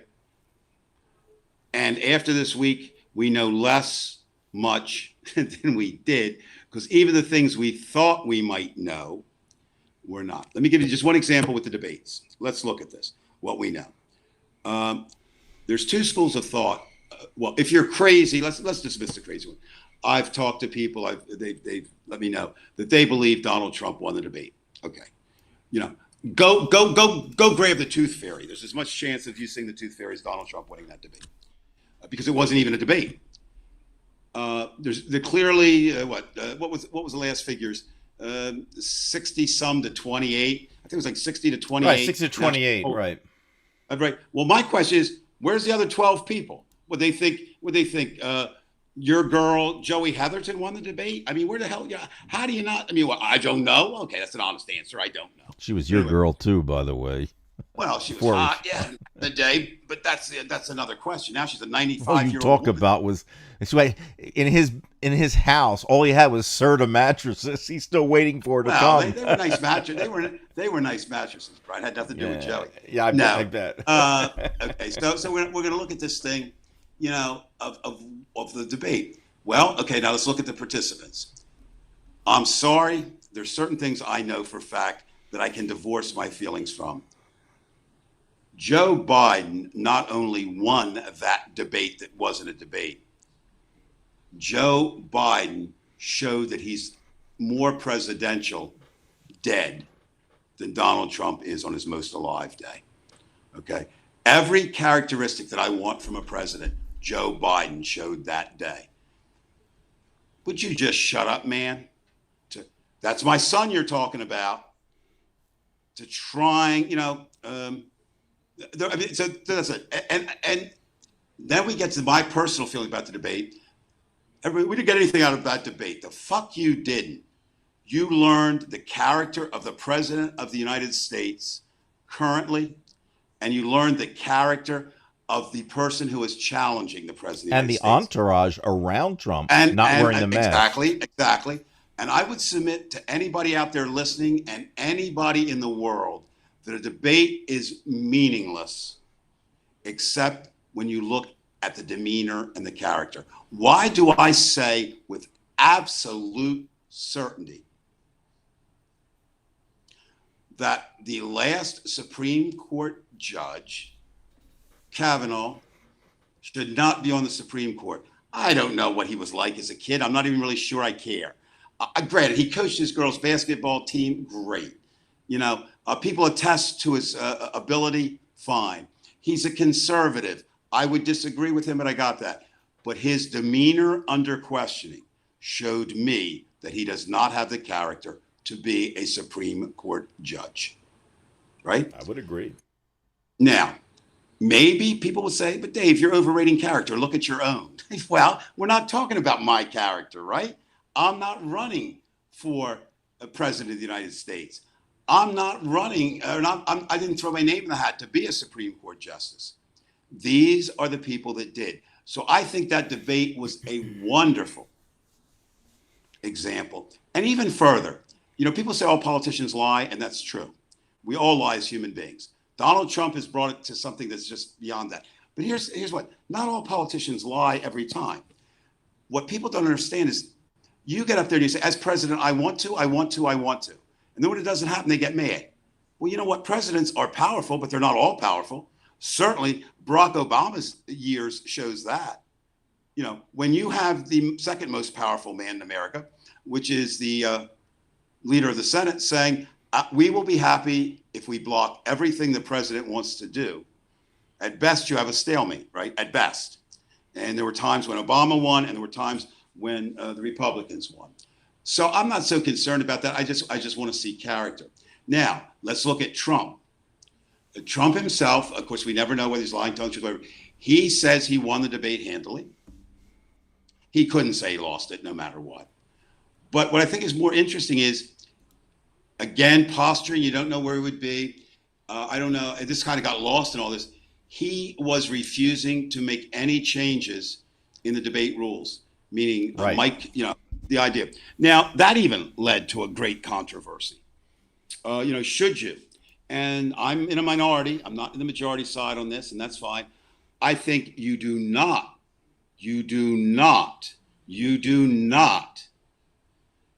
put a kill switch on the mic. And I'll tell you why. First of all, I'm an absolutist about First Amendment speech. It's the only thing that I'm an absolutist on of the amendments. So there's that. But more importantly is, think about this, Brian. Think about this. You're giving, if Donald Trump would get censored, he would play to get censored, right? And they say, they censored me. So that becomes meaningless. Let's show the character. Now, another reason I wouldn't be is, the next format, as I understood it, somebody again correct me if I'm wrong, was going to be the town hall debate. People were going to ask questions of the candidate. And I'll tell you this: you think Donald Trump bled during the one-on-one? Imagine if he responded that way to citizens. Right. So the debates are fine if they carry on, but now we don't know, right? And they don't hurt Joe Biden. People miss this. I said that again. A lot of people miss this. They want their candidate to be out and punch Donald Trump and do this or I want. Joe Biden is running a brilliant campaign, ladies and gentlemen. Now he may win or he may lose. And I'm going to tell you tonight, he's going to win. And Gary just threw things at my image, because every time I say something with certainty, the opposite happens, and that's not true. But Gary, is that Gary Peacock there you're talking about? Yeah, Gary Peacock. Gary Peacock. He always says, Gary Peacock. will always say, oh, Dave, you have the kiss of death. Okay. But why I'm going to say that is, I just don't see any way except one, and that's the cheating. And Which I don't Joey think, brings up. That's Joey yes, there. that's true. Now, Joey's had this discussion. They're going to cheat. That's a given. I think we can dismiss Russian influence right now because they don't need to influence. Right, they don't need to. It's already there now. And I think the Russians know that. I mean, they'll give any help what they can, but they don't need to do it now. They don't want to get. There's no reason for them to get involved. They've already created the flames. It's there. The volcano is ready to blow. But here's the thing, doggone it.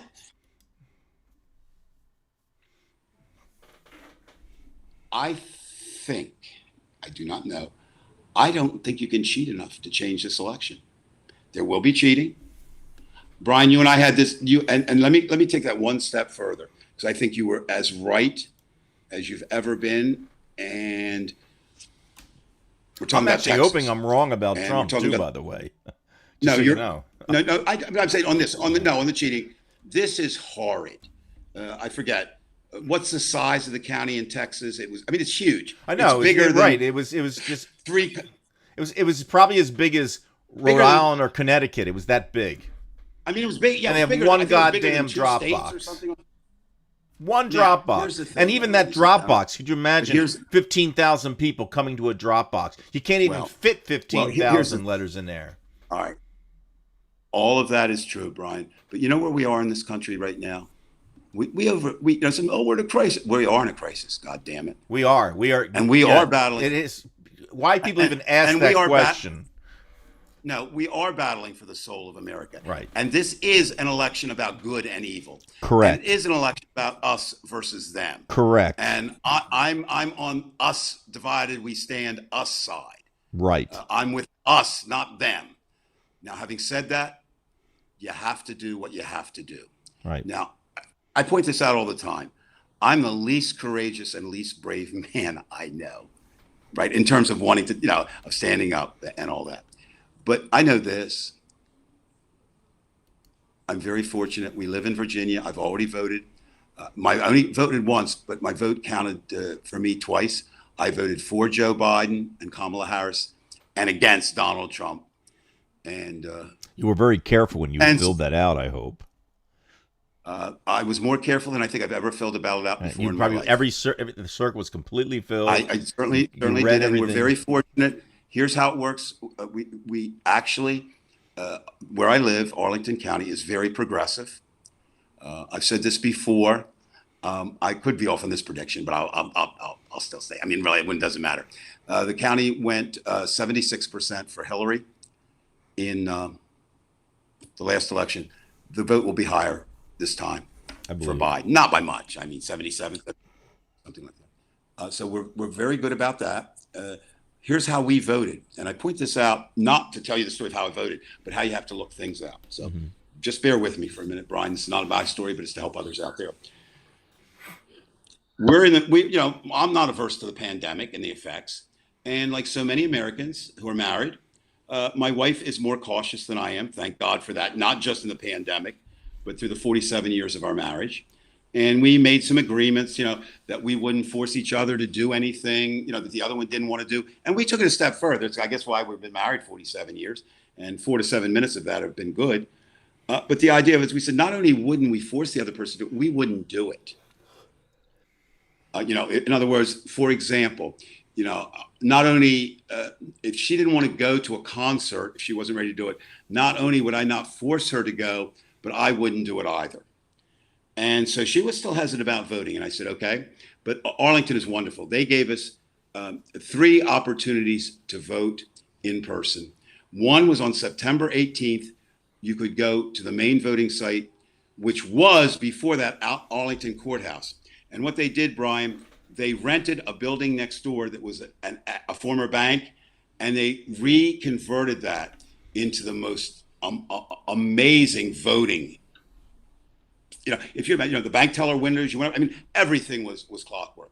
And so we pulled up, we chose a specific time to go, and we chose a specific way to go. Normally we're Metro kids. Judy said, I'm not ready for the Metro. I said, fine.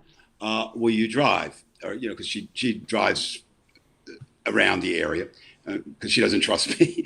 I drive long distance. That's another story. But anyway, she said yes. And I said, look, if you get there, honey, I said, I'm going to break from you this one time. If you get there and you're not comfortable, just drive on. I'm going in and vote because I want to get it done the first day and get it over with. Not over with in the sense of over with, but so if I die, I now will die at least knowing I voted against Donald Trump and for Joe Biden. We pulled up at 10 o'clock. We parked. We walked, I don't know, 500 steps. We parked in the courthouse bank, or the courthouse bank. I was parking lot, not a bank. Went to this bank. I was out in 4 minutes, and it was done. Everybody there was given a brand new pen, and you say, why not given? You voted. It had the tip on it, right? You had to pull it off and voted. I actually voted with my own pen, which I'm going to save, just because I had it. But Judy spent a couple more minutes in there, maybe a minute and a half more, because she hadn't read the ballot questions on the back. So she wanted to read them there. So together we were maybe 6 minutes to vote. Now, here's the catch though, Brian. Here's the catch. The next day I get up, and it was the easiest that I'd ever voted in my life where anybody else was voting, right? Now, let me contrast that with the Obama vote. We were in Atlanta, so we actually voted the same way. We voted in-person absentee in the Trump-Hillary election. But in the Obama election, we actually vote in our building. Our polling place is actually in our apartment building. Talk about, I can vote in my pajamas. But the lines were so long, and we were working for the Obama campaign. We were reassigned there. So, that was unbelievable. And they say the lines may be longer. But even if you get in the long line, you have to stay. But you have to figure out what's best for you. Now, here's what I'm going to say. So we went knowing this. The next day I wake up and I read in the Post online, long lines for Virginia's early balloting. That was not fake news, Bri. But they went, as I would have done as a reporter, they went at 8 a.m. Now, what do you get at 8 a.m.? You're going to get 2 kinds of voters. Those who want to be first, right? Mm-hmm. And you're going to get workers who go to work at 9. We chose 10. just because we sat down, we made a conscious look. 10 o'clock, why 10 a.m.? Very simple reason. Those 8 a.m. voters are gone, and the lunchtime voters aren't there yet. Right. So it wasn't that anybody was trying to discourage with that story, the voting long lines, and it wasn't that it was fake news or erroneous. You hear it all the time. You have to make a plan this election, which brings me to what I'm trying to say at the end. It is horrible. It is anti-American. It is criminal what the Republicans are doing to make it difficult for people to vote, especially minority people. Hear, hear. All right? But here's the thing. You have to vote. Now, if you don't have a ride, it is your job to find a ride. There's always people who will drive you to the polls. That's the same if you want to vote in that box. There'll be people there watching that box, and people say, what if it fills up and fills over? That will, if that's what you want to do. And we all have to do that. And you know how you hear, Brian, every election, if you don't vote, you have no right to complain. This goes beyond that. If you don't vote, you deserve whatever America you get. And right. and trust me, I'm not one who tries to over dramatize things. I try to look at myself somewhat as a pragmatist, as a realist from time to time. I call myself a pragmatist, progressive, radical. If there is such a thing. This one's for America, kids. It is. This is for America. This is the same as an invasion, risking your life to defend yourself and the ones you love and the community where you live and the America that it can be. Now, I will entertain this. Americans have no right for exceptionalism, right? I mean, we do that. Good, Ryan, good. But this thing is this, Ryan. I mean, this is a battle, okay? There's good guys and bad guys. We think we're the good guys and the other guys are the bad guys. And they think they're the good guys and the other guys are bad. I mentioned this before. It just always amazes me. What should I say? Sometimes the brilliance of our singer-songwriters or our songwriters. Bob Dylan, great song. If anybody hasn't heard it, go back, With God on Our Side. Basically, the idea is everybody believes they have God on their side. God can't be on everybody's side, obviously, if there even is a God. But this idea. So, yeah. So all this stuff that you hear about, you just got to say on that day, I personally do not think you should wait for that day. If you're asking me, if there's an opportunity to vote early, please do it. I think it does. How you were saying before, Brian, mental relief.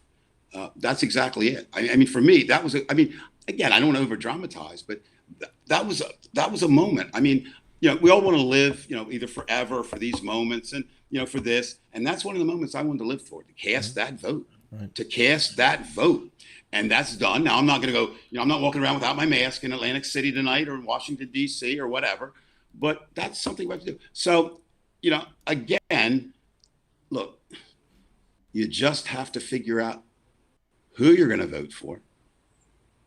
And then you got to figure out how you're going to vote, because I'm telling everyone tonight, this election in my lifetime, and I've been here 68 years, it is the most important for every American of voting age.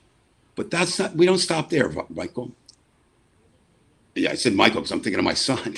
Good Lord, was that a Freudian slip? We don't It's all right, there. Ted. Don't worry. Everything's fine. I know. But no, what I was thinking, Brian, this is what I was thinking. We're voting for all those who are too young to vote. We're voting for our grandchildren. We're voting for our grandchildren's children. We're voting, but that's not enough either. We're voting for every deceased American who in any way gave their lives, not the military lives. We're voting for the suffragettes. We're voting for Martin Luther King. For decency. We're voting for decency. We're voting for empathy. We're voting for humanity. And it goes beyond that. We're voting for the entire world. We really are. And we don't want to go into the descent of hell right here, into hell. No, but I'm just saying, and basically, if there were a heaven and hell, and I don't believe in such concepts, but if there were, I'm wondering if this election doesn't provide 2 ways to get into hell and 1 way to get into heaven. And the 2 ways to get into hell is to vote for Donald Trump or not vote at all. There's an iffy. If you vote third party, you better be able to verify that you're voting third party because you believe in that third party. And as Bill Maher said, if you vote third party, then you should name your child that you cannot abort. You should name that child Jill Stein. I got that. I understand that. But the way to get into heaven, if there were, is to vote for Joe Biden or against Donald Trump. See, they're the same thing, Brian. They really are. I mean, that's why we say I voted for Joe Biden, and I did. There was no hold my nose. There was nothing. But I did vote. But at the same time, it was more important. I get your point, Dave. I know you do. I'm trying to make fun of it because I would have voted for any Democrat. And I'm proud and happy tonight and pleased to be able to say I didn't just vote for any Democrat. I voted for a good Democrat who's a good man who will make a good president. Right, and you're right. Well, Dave, that's probably the best way to end this, and I appreciate your comments. And we do appreciate everybody who has shown up tonight. We're really, really happy with the group. You're really a nice group of people, and the group itself has expanded so quickly. Can I address Laura, who just came up? Sure. It feels hypocritical. If anybody can't see it, I can. It feels hypocritical to put so much pressure on my kids to vote when, on my watch, things got this fucked up. Laura, I understand that. Okay? I'm not going to disagree with you. But you really have 2 things there, 2 things that need to be addressed. One is put pressure on your kids to vote. They have the right to vote or not vote. And, you don't want to jeopardize a family relationship over voting, right? I mean, I've jeopardized them over it, but that's me. That's not necessarily everyone else. But the second thing is, you're feeling that we fucked things up. Yeah, we did. No problem with that. But here's the thing about that, okay? We have another chance here, one more chance, and that's to vote right this time. Then not just hope that Biden and the Democrats do the right thing. Look, there's no law against me going out and protesting at the White House just because Joe Biden's in there, right? And if Joe Biden doesn't do the things that we think he needs to do, we should be out there. And thank you for thanking me. The only thing I would say, Darlene, the pollsters will come and they will ask you this question. Was it a good show? More attributed to Brian or more attributed to Dave? And just remember, there's only one answer that you can give, again, to get into heaven. We talked Wouldn't about it be great to see tonight. Dave and that is in every show. Donald Trump, because they both won't stop talking. It'll be great.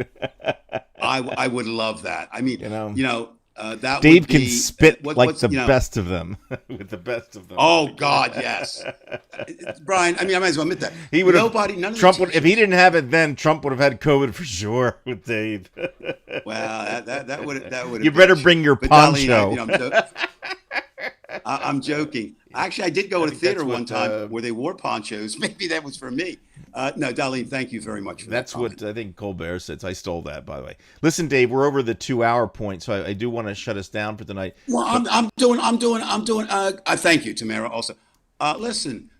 Just because Brian's leaving, here's his Jewish goodbye. I am. The show. I'm not willing to stay, Brian. Brian, why don't you? He's like at the door, but he just won't. He just won't leave. This is why we're overstaying our welcome. This is why the show ends. I want them to know all about this show.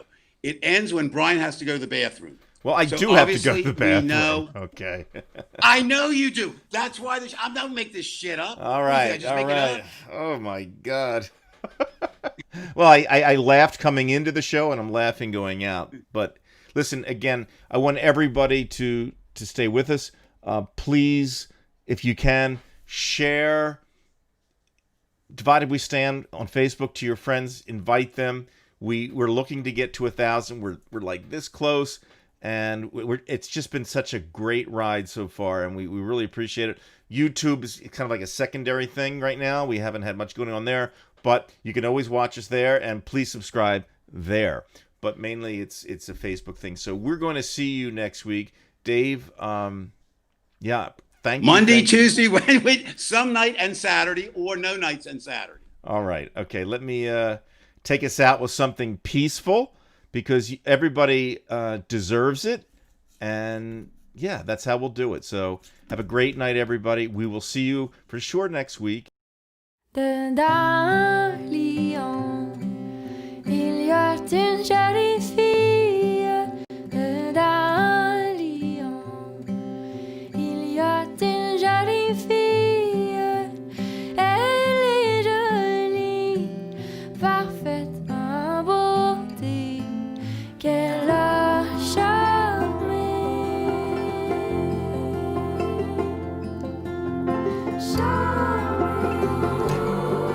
Elle a charmé le cœur d'un grenadier.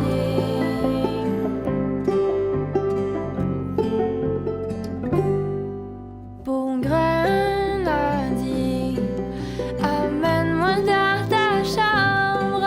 Bon grenadier, amène-moi dans ta chambre. Oui, dans ma chambre, je t'emmènerai et je te donnerai.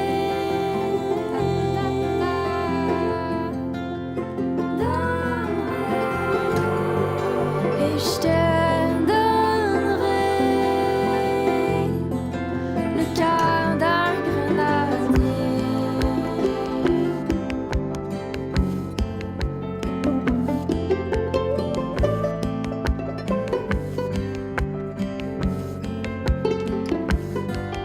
Et l'autre amant qui est à la porte qui écoute.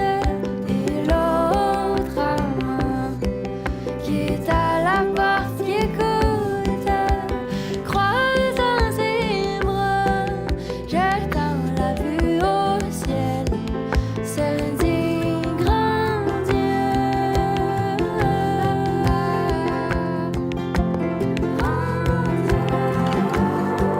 Se dit grand Dieu que je suis malheureux.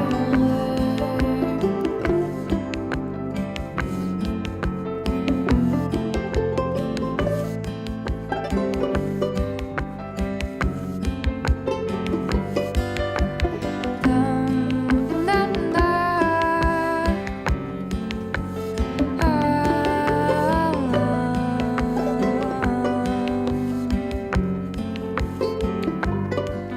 D'avoir aimé une aussi jolie fille, et à présent il faut l'abandonner. Oh oui, grand Dieu, grand Dieu. Oh oui, grand Dieu, que je suis malheureux.